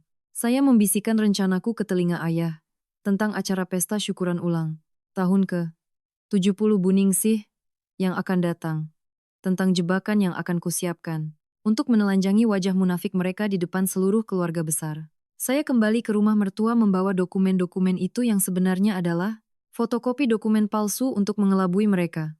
Sikap Tito dan Bu Ningsih kembali berubah sangat ramah. Mereka yakin bahwa hanya dalam hitungan hari, uang 1 miliar itu akan bersarang rapi di saku mereka. Sehingga mereka menurunkan kewaspadaan dan mulai fokus pada acara besar yang akan datang. Pesta syukuran. Ulang tahun ke-70 Bu Ningsih. Bu Ningsih mencetak undangan tebal berwarna merah terang bertabur tinta emas, yang berkilauan, menyebarkannya kemana-mana, mulai dari sanak saudara, hingga ke rekan bisnis Tito. Ia ingin menjadikan momen ini sebagai ajang pamer kekayaan, dan pamer betapa berbaktinya putranya, serta yang lebih penting, meresmikan kehadiran Vivi. Suatu malam saat makan malam, Bu Ningsih menggigiti ceker ayam, sambil berkata, dengan nada seolah memberi anugerah. Vanya, untuk acara syukuran nanti, Ibu mau pesan 50 meja prasmanan, ngundang kerabat dari luar kota juga. Ibu juga mau ngundang Vivi. Bagaimanapun juga, dia kan malaikat penolong yang sudah bantu. Perusahaan Masmu melewati masa sulit. Lagian dia lagi hamil. Kita harus layani dia dengan baik biar dia mau bantu kita terus ke depannya. Saya menundukkan kepala menatap piring nasi, sangat paham apa arti malaikat, penolong yang dimaksudnya. Tapi tetap berpura-pura bodoh. Iya, Bu. Terserah, Ibu saja bagaimana baiknya. Tito yang melihatku begitu patuh merasa sangat puas. Ia mengedipkan sebelah matanya pada ibunya. Ekspresinya seolah berkata, tuh kan, udah kubilang dia itu bodoh. Mendekati hari H, Tito melemparkan padaku setelan kebaya ungu tua yang sudah lusuh, kain murahan berkerut yang pernah dipakai Bu Ningsih 10 tahun lalu. Ia menunjuk dengan dagunya dan berkata, nanti pas acara, kamu pakai ini ya. Tamu yang datang orang-orang penting dan mewah. Kamu nggak usah pakai baju. Menor-menor bikin sakit mata aja. Terus nanti kamu diam aja di dapur. Awasin, catering, cuci piring sampai bersih. Nggak usah sok mondar-mandir di ruang tamu. Kamu kan ceroboh. Nanti kalau mecahin piring di depan klien, aku yang malu. Saya memegang baju kebaya tua yang kusam itu. Bau kapur barus yang menyengat, menusuk hidung hingga membuatku ingin bersin. Ia ingin menyembunyikanku seperti sebuah aib agar ia bisa bebas, memperkenalkan pelakor mewahnya kepada sanak saudara. Ia ingin menjadikanku pembantu tepat di hari besar keluarganya demi mengangkat derajat Vivi. Namun ia tak tahu bahwa saya sama sekali tak merasa sedih atau terhina. Sebaliknya, saya merasa sangat lucu melihat betapa piciknya pikiran mereka. Saya menerima baju itu dan mengangguk patuh. Baik, Mas. Tenang saja, aku akan jalankan tugasku dengan baik. Ya, saya akan menjalankan tugasku sebagai seorang istri yang dikhianati, yaitu mengubur harga diri palsu kalian ke liang lahat yang paling dalam. Hari-hari menjelang pesta, rumah dipenuhi tawa dan perbincangan riuh tentang persiapan hidangan prasmanan, pemasangan tenda, dan dekorasi panggung. Bu Ningsih dan Tito sibuk menyambut tamu dan Vivi kayu. Sementara Vivi setiap hari mampir, menunjuk ke sana kemari menyuruh orang, memasang lampu atau menaruh bunga. Seolah dialah nyonya rumah yang sebenarnya. Berbanding terbalik dengan hiruk pikuk itu, saya diam tak bersuara seperti bayangan, diam-diam menyiapkan pestaku sendiri. Saya sudah menemui pengacara, Hendra, paman sahabat ayahku, dan menyelesaikan berkas gugatan cerai, beserta laporan polisi atas tindak penipuan dan penggelapan aset. Pengacara Hendra melihat bukti-bukti yang kukumpulkan.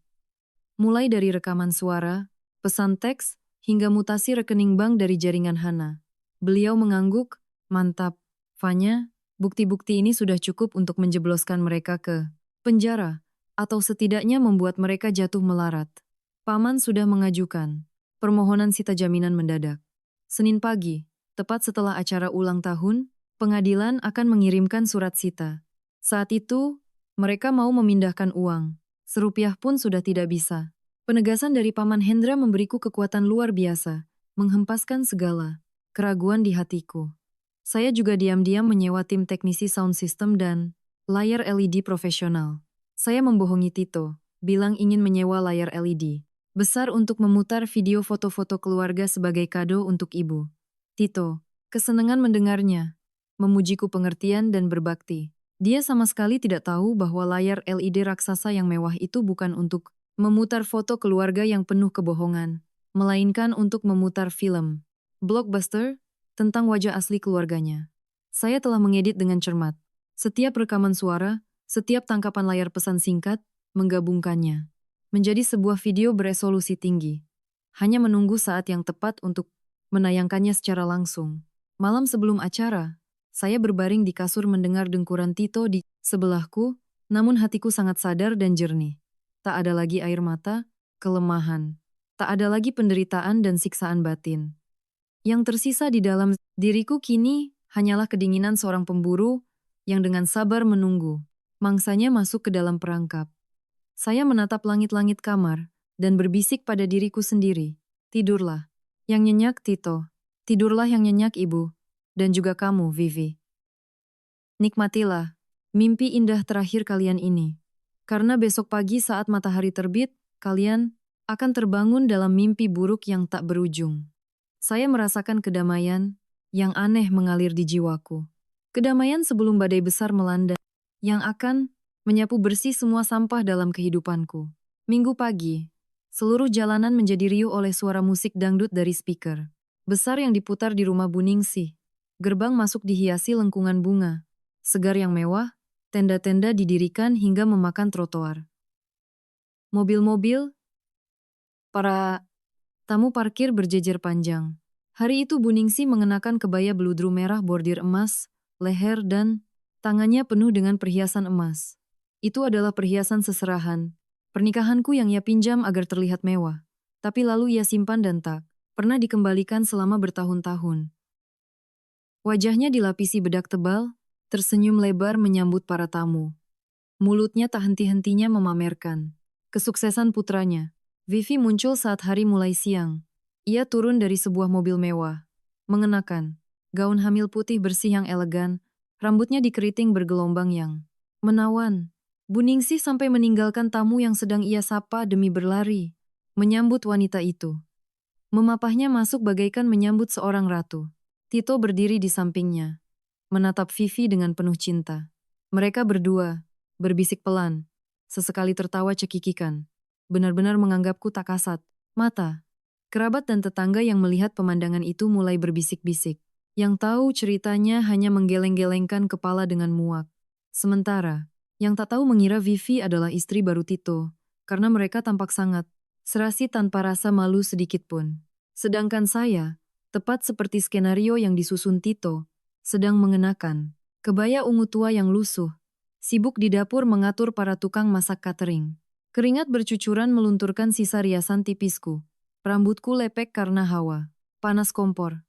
Penampilanku tak ubahnya seperti pembantu yang bekerja keras. Sesekali Tito turun ke dapur, bukan untuk menanyakan apakah istrinya capek, melainkan untuk membentak.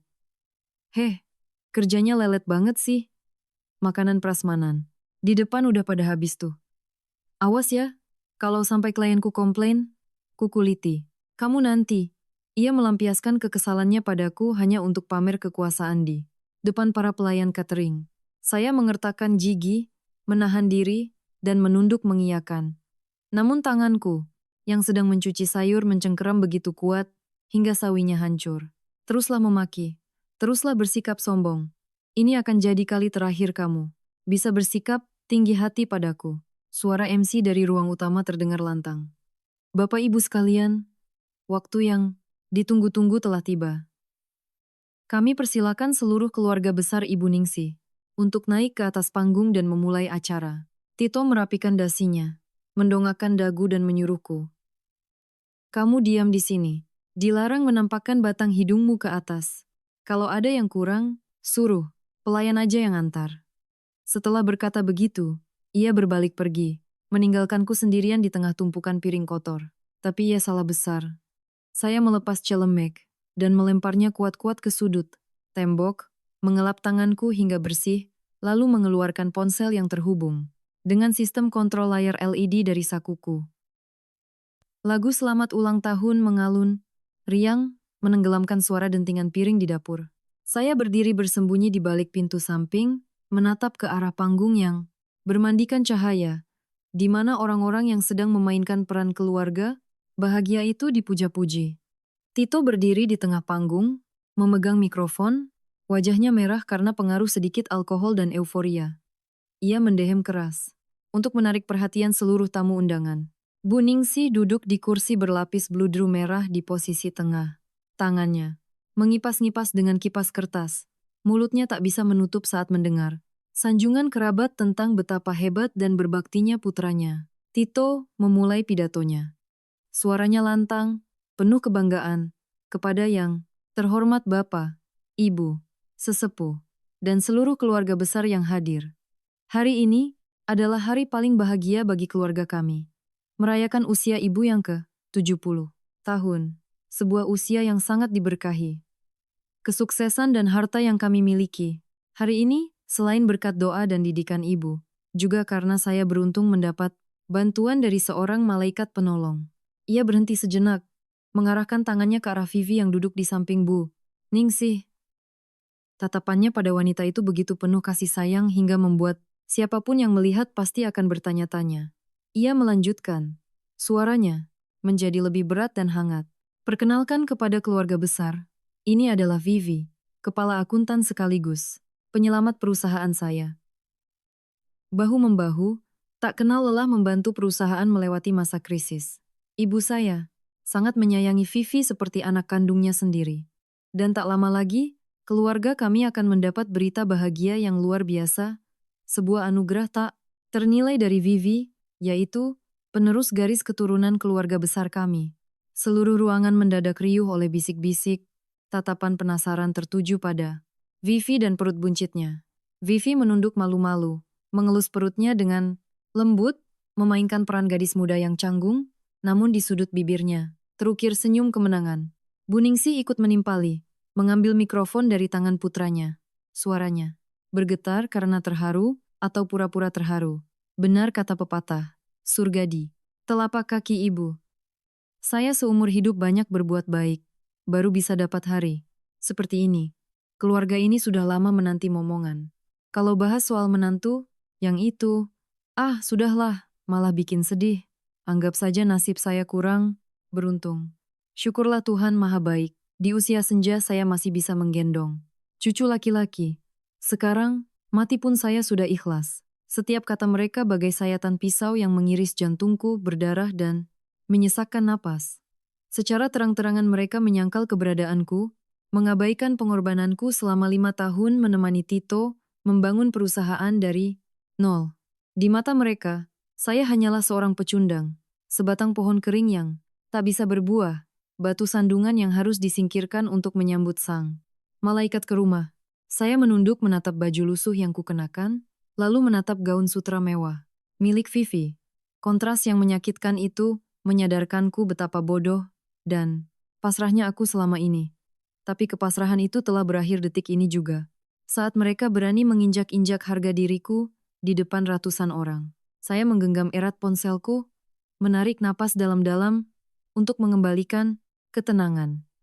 Kaki saya mulai melangkah, berjalan lurus menuju panggung yang benderang itu. Kemunculanku yang tiba-tiba dari balik tirai panggung membuat suasana yang tadinya riuh seketika hening. Penampilanku yang acak-acakan, rambut disanggul seadanya, dan celemek yang masih setengah terselip di tanganku, terlihat seperti nada sumbang di tengah simfoni kemewahan pesta ini. Melihatku, senyum di bibir Tito langsung lenyap, digantikan oleh mata melotot, penuh amarah dan ancaman. Ia berniat turun dari panggung untuk mencegahku, namun, saya sudah selangkah lebih cepat. Saya merebut mikrofon dari tangan MC yang sedang berdiri kebingungan di dekat sana. Bapak, Ibu dan saudara sekalian, suaraku menggema, tak ada lagi getaran. Ketakutan seperti biasanya, melainkan tajam dan dingin yang menusuk. Saya, Vanya, menantu Ibu Ningsih, istri sah Mas Tito. Hari ini, di acara syukuran Ibu, sebagai menantu saya juga punya kado spesial untuk Ibu dan keluarga besar kita, supaya semua bisa ikut merasakan kebahagiaan. Tito berteriak kalap, kamu ngapain di situ? Siapa yang suruh kamu naik? Satpam, seret perempuan ini turun. Namun, beberapa sepupuku yang sudah diminta tolong oleh ayahku dan menyusup di antara tamu sejak awal dengan cepat memblokir jalan, menghalangi Tito dan Satpam untuk mendekatiku. Saya tidak mempedulikan kekacauan di bawah panggung. Jariku dengan cepat mengusap layar ponsel, menekan tombol play. Seketika, layar LED raksasa di belakang panggung yang tadinya menampilkan slide, foto bunga melati, dan pemandangan mendadak mati, lalu menyala kembali. Tapi ini bukan gambar ucapan selamat ulang tahun, melainkan sebuah video tajam yang direkam dari sudut bawah meja. Audionya terhubung langsung dengan sound system. Besar pesta itu menggelegar ke seluruh penjuru rumah. Terdengar sangat jelas setiap tawa keras, setiap ucapan beracun. Di layar, tampak Buningsi sedang duduk menaikkan kaki ke atas kursi. Tangannya memegang jambu air yang ia gigit keras-keras, suaranya terdengar sangat cempreng. Vanya itu bodoh banget, dia percaya buta. Tunggu aja dia cairin yang 1 miliar. Itu. Nanti ibu cari gara-gara bilang dia kurang ajar. Terus usir dia pulang. Nanti kamu tinggal gugat cerai ke pengadilan. Beres. Harta, sertifikat tanah, udah atas nama ibu semua. Dia mau nuntut sampai langit runtuh juga nggak bakal. Bisa apa-apa. Kemudian disusul oleh suara Tito. Ibu tenang aja. Aku udah atur semuanya. Soalnya si Vivi udah mendesak minta dinikahin, anak jagoan di perutnya. Nendangnya kuat banget. Usir si nenek peot itu secepatnya. Lihat mukanya yang muram terus bikin aku muak sampai mau muntah. Seluruh ruangan hening seketika. Saking sepinya, suara angin yang berhembus, melewati celah pintu pun terdengar. Para tamu yang sedang mengangkat gelas es. Sirup mendadak membeku. Gelas di tangan mereka tumpah, bahkan ada yang jatuh, pecah ke lantai. Semua mata beralih ke layar, lalu menatap Buningsi dan Tito. Dengan kengerian luar biasa. Wajah Buningsi pucat seputih kertas, kipas di tangannya jatuh ke lantai. Mulutnya ternganga hendak mengatakan sesuatu, namun tenggorokannya seolah tercekik. Vivi ketakutan bersembunyi di balik punggung Tito. Wajah cantiknya seketika berubah menjadi menyedihkan dan panik. Saya berdiri di sana menatap langsung wajah-wajah mereka yang pucat pasi karena ketakutan. Anehnya, hatiku tak merasa puas dan gembira seperti yang kubayangkan, melainkan diliputi rasa sedih yang mendalam. Ternyata di balik topeng keluarga, terpandang dan agamis yang selalu mereka banggakan, bersemayam sarang ular, berbisa yang begitu kotor dan kejam. Video masih terus berjalan, menelanjangi secara gamblang setiap konspirasi, setiap rencana kotor yang mereka siapkan untuk menantu yang sudah berkorban. Mati-matian selama 5 tahun. Saat video berakhir, suara kasakusuk mulai meledak, layaknya sarang lebah yang diganggu. Tatapan jijik dan jari telunjuk mulai mengarah pada keluarga Buningsih. Tapi saya tahu itu belum cukup untuk meruntuhkan tembok ketidaktahuan malu mereka. Saya harus menunjukkan angka-angka pasti. Bukti-bukti yang tidak bisa disangkal. Saya menekan layar ponsel, berpindah ke slide berikutnya. Di layar, LED muncul mutasi rekening bank yang sangat detail. Diperbesar hingga angka-angkanya dan tanggal transaksinya terlihat sangat jelas. Saya memegang mikrofon. Suaraku sedikit tercekat, namun tetap tegas. Bapak-bapak, ibu-ibu, coba lihat. Inilah malaikat penolong yang baru saja diperkenalkan oleh suami saya. Malaikat penolong macam apa yang setiap bulan ditransfer uang saku 100 juta rupiah dari kas perusahaan suami saya? Malaikat penolong macam apa yang dibelikan apartemen mewah seharga 2 miliar rupiah oleh suami saya? Padahal saat yang sama saya harus menjual emas kawin saya demi memutar modal perusahaan. Saya menunjuk ke layar, tempat tulisan transfer DP, beli mobil Pajero, untuk istriku ditandai dengan kotak merah tebal. Berada tepat di tengah daftar mutasi, yang panjang. Ini adalah uang hasil keringat dan air mataku. Uang dari malam-malamku begadang mengerjakan pembukuan. Uang dari hari-hari aku menahan, lapar dan tidak berani membeli baju baru. Tapi mereka, orang-orang yang saya panggil suami dan ibu, dengan tega memakai uang itu untuk menghidupi pelakor, untuk beli tas branded, mobil mewah, dan jalan-jalan ke resor. Saya menoleh ke arah Buningsi yang kini gemetar memegangi sandaran kursi. Saya berteriak, "Ibu, ibu ingat nggak waktu ibuku masuk rumah sakit buat operasi usus? Buntu? Aku minta uang 5 juta ke Mas Tito buat bayar biaya rumah sakit. Dia bilang perusahaan lagi susah, nggak ada uang cash. Tapi ternyata di hari yang sama, Dia mentransfer 50 juta rupiah ke rekening Vivi buat perawatan ke spa. Kecantikan. Di mana hati nurani ibu? Di mana hati nurani kamu, Mas? Di bawah panggung, para tetua keluarga mulai menggeleng-gelengkan kepala dengan muak. Ada yang bahkan sengaja meludah ke lantai pertanda jijik. Seorang bibi berdiri, suaranya bergetar karena marah. Ya ampun, benar-benar nggak bisa dipercaya. Keluarga ini sok agamis, rajin pengajian. Tapi kelakuannya kayak iblis, makan harta menantu, nipu menantu, masih berani melihara pelakor, terang-terangan begini. Azab Allah pasti turun. Vivi berdiri di panggung, wajahnya pucat pasi. Ia berusaha menutupi perutnya, ingin mencari tempat sembunyi. Tapi lampu sorot panggung saat ini justru menjadi lampu sorot yang menerangi rasa malunya. Tito berdiri mematung, keringat membasahi sekujur tubuhnya. Ia ingin merebut mikrofon untuk membela diri. Namun, melihat sorot mata penuh amarah dari ratusan tamu, ia tahu bahwa pembelaan apa pun saat ini hanyalah omong kosong. Angka-angka di layar tidak bisa berbohong. Itu adalah bukti baja yang menuduh perampasan dan pengkhianatan keji mereka. Tanpa memberi mereka waktu untuk bernapas, saya melempar pukulan pemungkas. Pukulan mematikan yang akan menghancurkan sepenuhnya harga diri palsu yang mereka bangun susah payah. Layar berganti, memunculkan surat hasil tes DNA janin, yang kudapatkan dengan menghabiskan banyak waktu dan biaya untuk menyewa detektif swasta. Ia berhasil mengambil sampel rambut Tito dan sampel air ketuban Vivi saat ia cek kandungan di klinik bersalin swasta. Kesimpulan yang berbunyi, probabilitas paternitas, hubungan ayah anak 99,99% terpampang jelas, mematahkan segala bentuk penyangkalan. Disertai dengan deretan screenshot chat dari HP Nokia jadul rahasia milik Tito. Saya membacakan setiap baris pesannya dengan suara keras. Suaraku bergema di seluruh ruangan, menancapkan rasa jijik yang luar biasa ke dalam pikiran semua. Orang, kamu tenang aja. Begitu dia nyerahin 1 miliar uang deposito itu, aku langsung tendang dia ke jalanan. Ayam betina mandul itu dikasih makan cuma buang-buang. Beras, keluarga ini butuh cucu laki-laki, bukan perempuan mikir. Kalimat ayam betina mandul terdengar sangat memekakkan telinga. Membuat Bu Ningsih seolah ditampar dengan keras di wajahnya. Ia selama ini selalu membanggakan dirinya sebagai orang tua yang welas asih, rajin ke masjid dan arisan. Namun kata-kata beracun dari putranya yang ia setujui itu mengekspos sifat asli mereka yang munafik dan mengerikan. Ia menatap kosong ke layar, lalu beralih menatap Tito. Pandangannya hampa seperti orang kehilangan jiwa. Ia pikir ia sudah menang. Ia pikir ia akan mendapatkan segalanya. Uang, cucu laki-laki, dan berhasil membuang menantunya, yang dianggap tak berguna.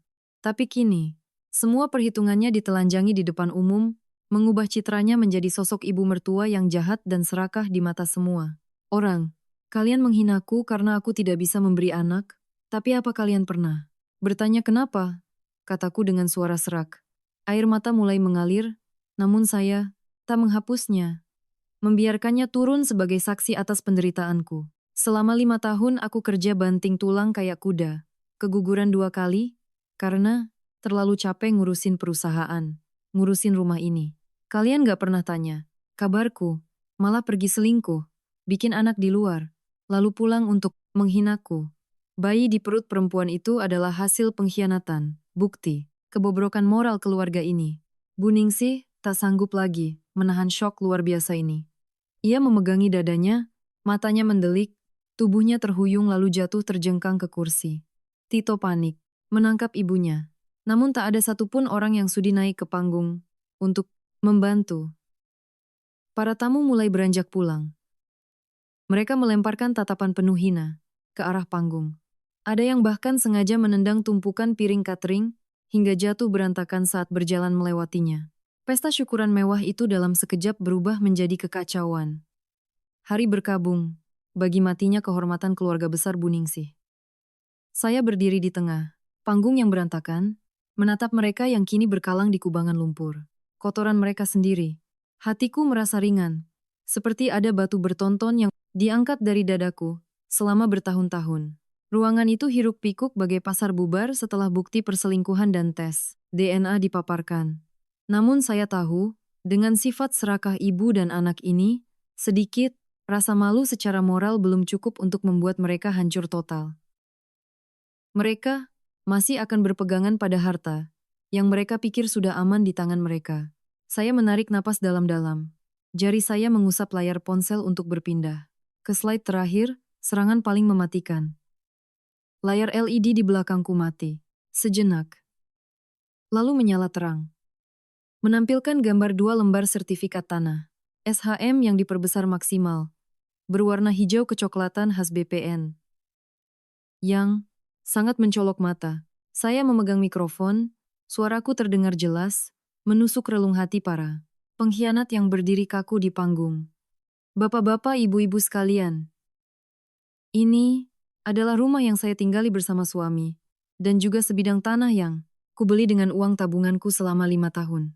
3 bulan lalu, memanfaatkan kepercayaanku. Tito menipuku agar tanda tangan surat persetujuan.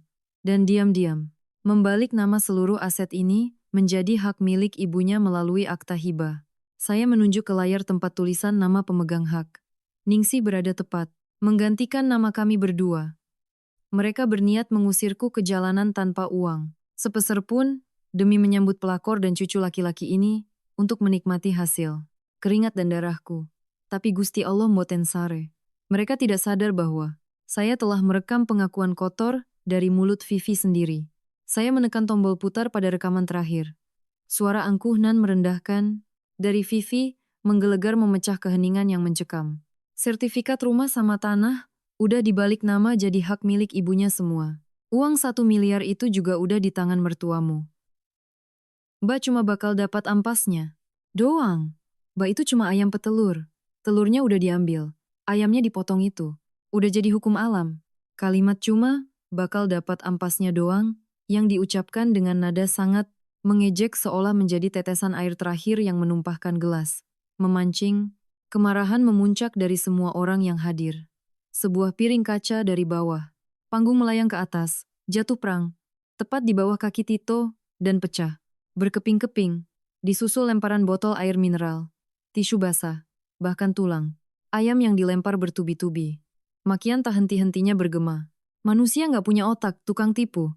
Pergi kalian ke neraka. Vivi berteriak histeris ketakutan. Ia memegangi perut buncitnya dan bersembunyi. Di balik Tito, wajah cantiknya kini berubah bengkok karena ngeri. Tito mengangkat tangan untuk menutupi wajahnya. Wajahnya pucat pasi seperti mayat. Matanya liar mencari jalan keluar. Tapi keempat penjuru dipenuhi oleh tatapan. Mata yang menyala penuh kebencian. Buningsih duduk ngesot di lantai, kedua tangannya memegangi kepala. Ia tak berani mendongak menatap siapapun. Harga diri yang dijaganya seumur hidup kini telah ditenggelamkan ke dalam lumpur kotor akibat keserakahannya sendiri. Saya berdiri melihat mereka meringkuk ketakutan seperti tikus got yang diseret ke bawah sinar matahari. Hatiku tak lagi sakit. Yang ada hanya rasa iba terhadap manusia-manusia yang hidup namun telah kehilangan hati nuraninya. Di tengah kekacauan yang mirip pasar yang terbakar itu, suara sirene polisi meraung-raung dari kejauhan, lalu semakin mendekat, membuat kerumunan yang sedang marah seketika terdiam. Pintu utama terbuka lebar. Paman Hendra, pengacaraku, melangkah masuk dengan wibawa penuh. Berjalan di sampingnya adalah 2 orang petugas kepolisian berseragam lengkap. Paman Hendra membawa setumpuk dokumen tebal di tangannya. Berjalan langsung ke atas panggung. Tatapannya menyapu keluarga Buningsih yang sedang gemetaran, lalu berhenti pada Tito. Ia membacakan dengan suara lantang dan tegas yang menggema di seluruh ruangan. Saya adalah pengacara yang mewakili Ibu Fanya. Hari ini saya hadir di sini, bersama aparat kepolisian, untuk menyerahkan surat keputusan dari pengadilan Negeri Jakarta. Paman Hendra mengangkat tinggi kertas berstempel merah itu. Ini adalah surat perintah sita jaminan atas seluruh rekening bank dan aset properti yang mengatasnamakan Ibu Ningsih dan saudara Tito. Karena terdapat indikasi penggelapan aset perkawinan dan tindak pidana penipuan terhadap warga negara. Mendengar itu, lutut Tito lemas tak bertulang. Ia tergagap. Sita, hak apa? Kalian menyita hartaku? Paman Hendra menjawab dengan tegas, hak hukum. Kami memiliki bukti yang sangat lengkap bahwa Anda dan Ibu Ningsih bersekongkol memalsukan niat dalam dokumen, menipu klien saya untuk membalik nama aset secara ilegal. Selain itu, Anda juga dilaporkan atas tindak pidana perzinaan yang diatur dalam hukum perkawinan, yang menimbulkan kerugian sangat besar. Petugas polisi maju dan meminta Tito serta Bu Ningsih agar kooperatif. Mereka diminta segera ikut ke kantor polisi untuk dimintai keterangan. Mendengar kata polisi dan bayangan penjara, mata Bu Ningsih langsung mendelik ke atas, bagian putih matanya terlihat, dan mulutnya berbusa. Syok ini terlalu besar untuk ditanggung oleh tubuhnya. Kali ini bukan lagi akting sakit jantung, melainkan serangan stroke sungguhan, karena ketakutan yang teramat sangat. Ia mengerang beberapa kali tanpa makna dari tenggorokannya, lalu jatuh terlentang di lantai. Tubuhnya kejang-kejang. Tito panik berlutut mengguncang-guncang tubuh. Ibunya, Bu.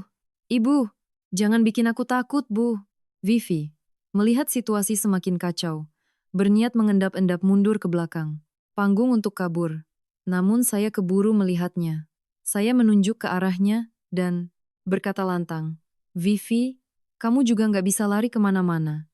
Di dalam surat, laporan ke kantor polisi, namamu terdaftar tepat di sebelah nama suamiku dengan status sebagai kaki tangan, turut serta. Mendengar itu, Vivi mematung. Wajahnya seketika pucat tak berdarah. Kakinya gemetar tak sanggup melangkah. Bayangan masuk penjara dan kehilangan semua. Kemewahannya terlintas di depan mata, membuatnya benar-benar ambruk. Ia duduk, merosot di lantai, dan menangis meraung-raung. Keadilan mungkin datang terlambat, tapi ia tak akan pernah melewatkan siapapun, apalagi mereka yang telah menginjak-injak norma kemanusiaan. Pesta syukuran mewah yang disiapkan selama sebulan penuh ini berakhir dengan suara sirene ambulans dan kasak-kusuk gunjingan tetangga. Bu Ningsih ditandu masuk ke dalam mobil ambulans dalam kondisi koma. Kebaya bludru merah bordir, emasnya berantakan, ternoda sisa makanan dan debu, tampak semenyedihkan hidupnya. Saat ini, Tito digiring oleh polisi sesaat kemudian untuk dimintai keterangan.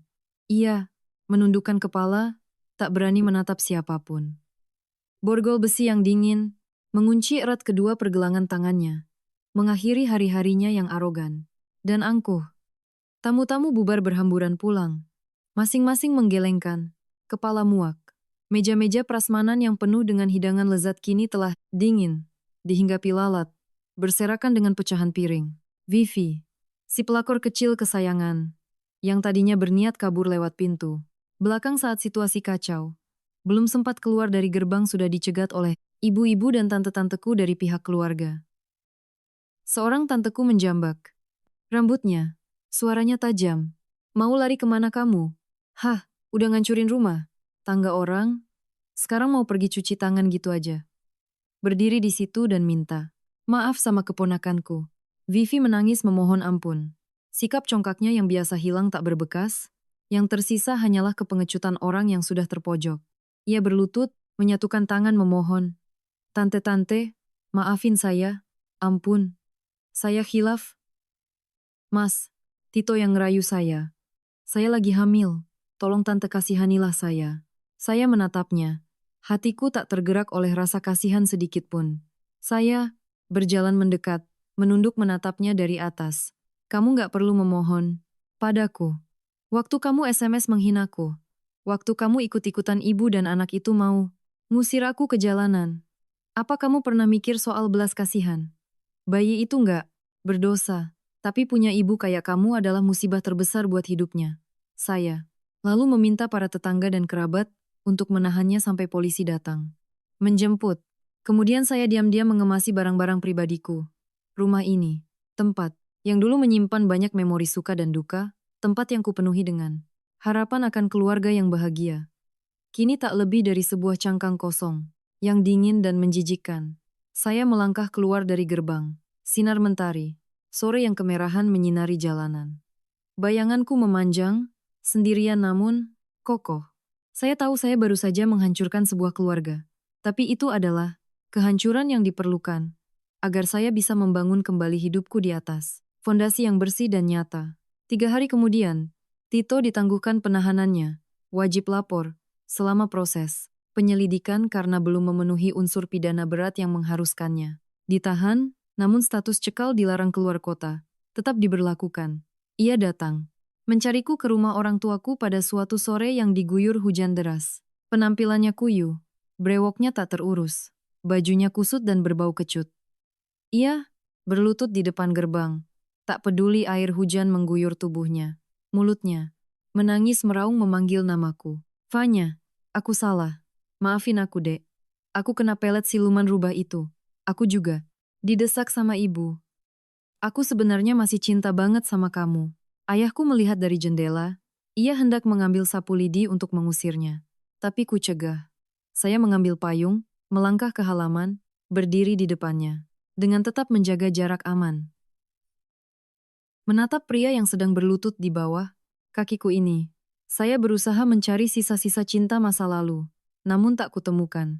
Sama sekali. Yang ada hanyalah rasa muak yang menyesakkan dada. Saya berkata dengan dingin, berdiri. Jangan kotori halaman rumahku. Kamu bilang, kamu dipaksa. Terus siapa yang nipu aku suruh tanda tangan hibah rumah? Dan, tanah? Siapa yang SMS ngatain aku ayam betina mandul? Siapa yang transfer? Miliaran rupiah buat selingkuhannya beli mobil Pajero? Tito mendongak. Air hujan bercampur air mata, membanjiri wajahnya yang tirus. Aku tahu aku brengsek. Tapi sekarang ibu lumpuh di rumah sakit. Perusahaanku diputus kontrak sama semua klien. Aku kehilangan segalanya, Vanya. Tolong, demi pernikahan kita 5 tahun ini, cabut laporannya. Aku janji bakal mulai dari awal lagi. Aku bakal layani kamu kayak ratu. Dia tetap sama. Pengecut dan hanya memikirkan kepentingannya sendiri saat sudah menemui jalan buntu. Dia sama sekali tak menyesal karena telah menyakitiku. Dia hanya menyesal karena tertangkap basah dan kehilangan semua hartanya. Saya menatapnya. Mati sejak hari kamu bawa perempuan itu masuk ke rumah kita. Aku nggak butuh dilayani kayak ratu. Aku cuma mau mengambil kembali apa yang jadi hakku. Surat gugatan cerai sudah kumasukkan ke pengadilan agama. Kamu mau tanda tangan atau enggak? Hakim akan tetap memutus first take. Soal harta, biarkan hukum yang membaginya secara adil. Mulai sekarang, kita cuma orang asing. Jangan pernah tunjukkan wajahmu di sini lagi. Saya memutar tubuh, kembali masuk ke rumah, membiarkan dia meraung menangis dalam keputusasaan. Ayahku tak bisa menahan diri lagi. Ia keluar membawa sapu, lidi panjang dan memukul tubuh Tito bertubi-tubi. Pergi, pergi dari rumahku. Sekarang, dasar manusia nggak tahu diuntung. Kalau kamu berani kelihatan di sini. Lagi, aku panggil polisi seret kamu. Tito ketakutan memegangi kepalanya dan lari terbirit-birit. Terseok-seok, layaknya anjing liar yang diusir pemiliknya. Suara hujan yang jatuh menderu di atas atap seng terdengar bagai tepuk tangan yang menyambut keputusanku yang tegas, mencuci bersih sisa-sisa noda masa lalu. Setelah kutolak mentah-mentah dan diusir dari pintu, Tito kembali untuk menghadapi kenyataan kejam hidupnya. Rekening diblokir, perusahaan dituntut, ganti rugi miliaran oleh klien. Dan ibu tuanya terbaring lumpuh usai terkena stroke. Pada saat itu, satu-satunya orang yang ia pikir bisa diandalkan adalah Vivi, sang pelakor yang mengandung bayi penerus garis keturunannya. Ia berharap Vivi akan menemaninya melewati masa sulit ini, atau setidaknya memakai uang simpanannya untuk membayar biaya rumah sakit dan kebutuhan sehari-hari. Tapi ia salah besar. Orang bilang sehidup semati, tapi untuk manusia sejenis, Vivi, konsep itu sungguh mustahil. Saya mendengar kabar ini dari seorang kerabat, jauh yang kebetulan dirawat di bangsal yang sama dengan Bu Ningsih. Hari itu, Tito masuk ke ruang rawat dengan wajah linglung. Tangannya memegang tagihan rumah sakit yang belum dibayar. Ia berkata pelan pada Vivi. Sayang, kamu masih ada uang cash nggak? Tolong, talangin dulu buat bayar tagihan ibu ya. Rekeningku diblokir semua, mau pinjam, ke teman-teman nggak ada yang mau kasih. Kiranya Vivi akan bersimpati, namun ternyata ia melonjak seperti cacing. Kepanasan. Ia melempar tas berisi jeruk yang sedang dikupasnya ke lantai rumah. Sakit. Suaranya melengking tajam di ruang rawat yang ramai itu. Uang dari mana? Kamu gila ya? Uangku itu buat biaya lahiran, buat ngurus anak ini nanti, bukan buat ngurusin ibumu yang tua penyakitan itu. Tito tertegun tak percaya dengan pendengarannya. Ia tergagap. Kamu ngomong apa? Ibu begitu manjain kamu loh. Sekarang ibu terbaring begini kamu nggak ada. Kasihan-kasihannya. Lagian, dulu aku udah transfer kamu ratusan juta. Masa udah? Habis semua? Vivi tersenyum sinis. Wajah polos yang biasa ia tampilkan hilang tak berbekas, digantikan wajah asli seorang cewek matre profesional. Ia berteriak, "Nggak usah. Ungkit-ungkit ya. Uang itu anggap aja kompensasi masa mudaku. Uang bayaran, karena aku udah sudi, jadi mesin pencetak anak buat keluargamu. Sekarang kamu, melarat, utang numpuk, kamu mau narik aku sama bayiku, ikut nyungsep di lumpur? Denger ya, kalau nggak ada uang, jangan harap aku mau ngelahirin bayi ini. Aku bakal gugurin anak ini biar beres urusan." Bu Ningsi yang terbaring di ranjang, meski mulutnya mencong dan tak bisa bicara, namun telinganya mendengar dengan sangat jelas. Matanya mendelik menatap menantu idaman yang dulu dipuja-pujinya setinggi langit. Air mata mengalir deras. Di wajah keriputnya yang tak berdaya. Tito murka, menerjang maju hendak menampar Vivi. Tapi Vivi balik mencakar dan menjerit-jerit hingga satpam rumah sakit harus turun tangan melerai. Adegan memalukan yang mirip sampah itu adalah akhir dari cinta terlarang yang dulu begitu mereka banggakan. Ternyata ketika selimut, uang ditarik, cinta sejati mereka tak lebih dari hitung-hitungan yang dingin dan sangat kejam. Hari persidangan tiba. Hujan turun menderu-deru seolah menumpahkan air. Langit, Jakarta kelabu suram persis seperti suasana hati Tito. Saat itu saya melangkah, masuk ke ruang sidang pengadilan agama dengan pakaian rapi, kepala tegak, didampingi oleh Paman Hendra. Sebaliknya, Tito duduk meringkuk di kursi tergugat. Tubuhnya kurus kering, matanya cekung dan menghitam. Terlihat lebih tua 10 tahun dibanding beberapa bulan lalu. Bu Ningsi absen karena alasan kesehatan. Sedangkan Vivi tentu saja batang, hidungnya tidak terlihat. Kudengar dia sudah membawa lari barang-barangnya pasca keributan di rumah sakit. Sidang berjalan cukup cepat karena semua bukti yang saya ajukan terlalu jelas dan tak terbantahkan.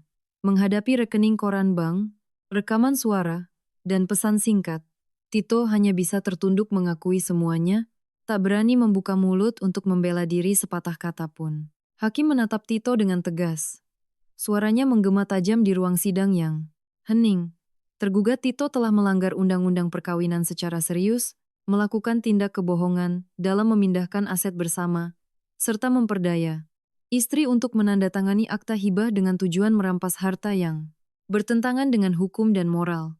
Majelis hakim memutuskan membatalkan akta hibah tanah dan apartemen sebelumnya dan mengembalikannya sebagai harta bersama, Gonogini, untuk dibagi. Karena kesalahan mutlak berada di pihak Tito. Saya berhak mendapatkan 70% dari harta bersama, termasuk unit apartemen mewah dan sebagian besar uang tunai. Tito hanya mendapat sisa sebidang tanah di pinggiran kota yang harganya sedang anjlok, drastis dan tersangkut sengketa tata ruang, beserta tumpukan utang bank yang ia pinjam diam-diam untuk foya-foya bersama pelakornya. Selain itu, ia juga diwajibkan membayar uang mut'ah dan idah sebagai kompensasi kerugian moral kepadaku. Meski saya sadar, dengan kondisinya yang sekarang, uang kompensasi itu mungkin hanya akan menjadi catatan di atas kertas saja. Membawa salinan putusan pengadilan di tanganku, saya melangkah keluar dari gerbang pengadilan. Menghirup dalam-dalam udara lembab namun segar milik kebebasan. Hujan telah reda. Sinar mentari sore yang hangat mulai menyelinap. Dari celah dedaunan, menyinari jalanan di depanku. Saya menoleh ke arah Tito yang berjalan gontai di kejauhan. Sosoknya terhuyung-huyung dan sangat sepi. Di hatiku tak ada lagi kebencian maupun rasa puas dendam. Semuanya sudah usai. Harga yang harus dibayar atas pengkhianatan memang sangat mahal. Tapi begitulah, hukum keadilan dalam kehidupan berputar. Waktu berlalu cepat bak kilatan bayangan. Tak terasa sudah 1 tahun sejak badai besar itu menerjang kehidupanku. Kehidupanku secara perlahan telah kembali ke jalur yang damai. Sesekali berita tentang keluarga mantan suamiku masih sampai ke telingaku melalui cerita mantan tetangga. Mereka bilang bahwa keluarga itu kini hidup dalam neraka dunia. Sebuah akhir tragis yang tak pernah disangka-sangka bagi orang yang tadinya begitu arogan dan tinggi hati. Perusahaan Tito, usai terjerat skandal pribadi dan tuntutan ganti rugi, secara resmi dinyatakan bangkrut.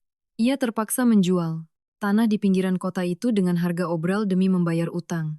Namun itu pun tak cukup untuk melunasi utang yang bunganya terus beranak pinak. Dari seorang direktur necis yang naik mobil dan tinggal di rumah mewah, kini Tito harus menjadi driver ojek online, ojol, demi mencari recehan untuk bertahan hidup. Orang-orang sering melihatnya duduk luntang-lantung di warung kopi, pinggir jalan, menyesap kopi saset dan merokok kretek, matanya kosong menatap kendaraan yang lalu lalang. Penampilannya sangat lusuh dan berantakan hingga teman lamanya pun sungkan untuk menyapanya. Mengenai Vivi, setelah melahirkan anak laki-lakinya dan melihat Tito bangkrut, tak tersisa sepeser pun, ia dengan tega membuang bayi merah itu ke pelukan Bu Ningsih yang sedang lumpuh. Lalu kabur entah kemana bersama seorang pria kaya, baru, Sugar Daddy. Bayi cucu laki-laki yang dulunya sangat diidam-idamkan. Sampai gila oleh Bu Ningsih, kini berubah menjadi beban berat yang menghancurkan. Keluarga melarat itu, Bu Ningsih lumpuh separuh badan. Bahkan untuk buang air saja ia tak mampu. Mengurus dirinya sendiri. Kini ia harus terbaring mendengarkan suara cucunya. Menangis menjerit-jerit karena kehabisan susu, tanpa bisa berbuat apa-apa. Kontrakan sempit dan lembab yang mereka sewa, kini selalu berbau pesing, bau, obat-obatan. Dan dipenuhi suara makian dari Tito setiap kali ia pulang dalam keadaan mabuk. Ia membenci nasibnya, membenci Vivi, bahkan membenci ibu tuanya yang telah menghasutnya mengambil jalan yang salah. Karenanya, setiap mabuk ia selalu menarik ibunya dan memaki-makinya dengan sangat kasar. Bu Ningsih hanya bisa terbaring, membiarkan air mata mengalir membasahi bantalnya, menyesali perbuatannya di masa lalu terhadapku dengan rasa penyesalan yang sangat terlambat. Dulu ia memiliki menantu yang berbakti dan keluarga yang harmonis. Namun, keserakahan yang tak berujung telah mengubahnya menjadi manusia cacat yang kesepian, ditelantarkan dan disiksa oleh anak kandungnya sendiri. Itulah harga paling kejam dari hukum karma di dunia ini. Saya menggunakan sisa modal hartaku pasca perceraian untuk mewujudkan impian yang kupendam sejak masih lajang, yaitu membuka sebuah toko bunga segar kecil bernama Harum Damai. Toko itu terletak di sudut jalanan Jakarta yang tenang, bermandikan cahaya matahari, dan dipenuhi wangi manis dari berbagai jenis mawar, hortensia, dan bunga matahari. Setiap pagi saya bangun awal untuk memilih bunga-bunga paling segar, memotong, dan merangkainya dengan teliti ke dalam vas-vas keramik yang estetik. Hidupku kini mengalir dengan damai dan tenang. Tak ada lagi perhitungan licik dan tipu daya. Yang ada hanyalah kebahagiaan sederhana di antara bunga-bunga dan curahan kasih sayang dari kedua orang tuaku. Hari ini cuacanya sangat cerah, langit Jakarta biru jernih, tanpa awan kelabu. Sinar matahari keemasan menari-nari di atas kelopak bunga yang masih berembun. Saya sedang asyik mengatur keranjang bunga krisan di depan toko saat tiba-tiba merasa ada yang menatapku. Saya mendongak dan menoleh ke seberang jalan. Jantungku sedikit tersentak. Itu, Tito. Ia berdiri bersembunyi di balik pohon bungur yang besar. Jaket seragam.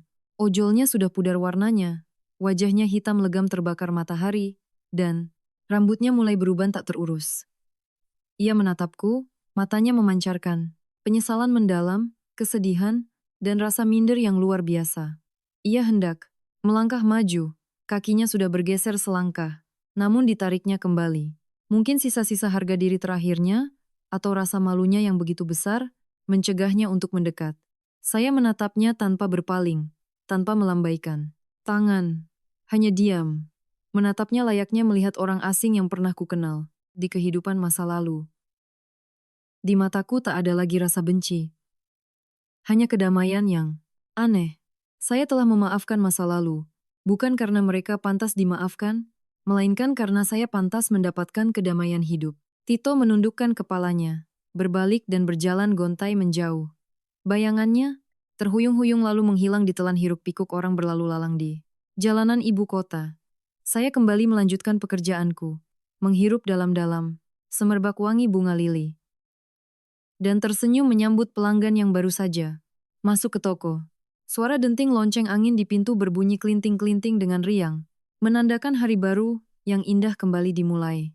Saya paham bahwa kebahagiaan bukanlah sesuatu yang diberikan oleh orang lain kepada kita, melainkan sesuatu yang harus kita bangun dan jaga dengan tangan kita sendiri. Dan sekarang, di dalam toko kecil ini, saya sedang menulis lembaran kisah paling gemilang dalam Buruja. Hidupku sendiri. Sebuah kehidupan yang damai dan merdeka seutuhnya. Bapak, Ibu, dan saudara sekalian, uang memang bagaikan pisau bermata dua. Iya, bisa memberikan kehidupan yang berkecukupan. Namun juga sangat mudah membutakan mata manusia, mengubah kasih sayang keluarga menjadi perhitungan dan dendam.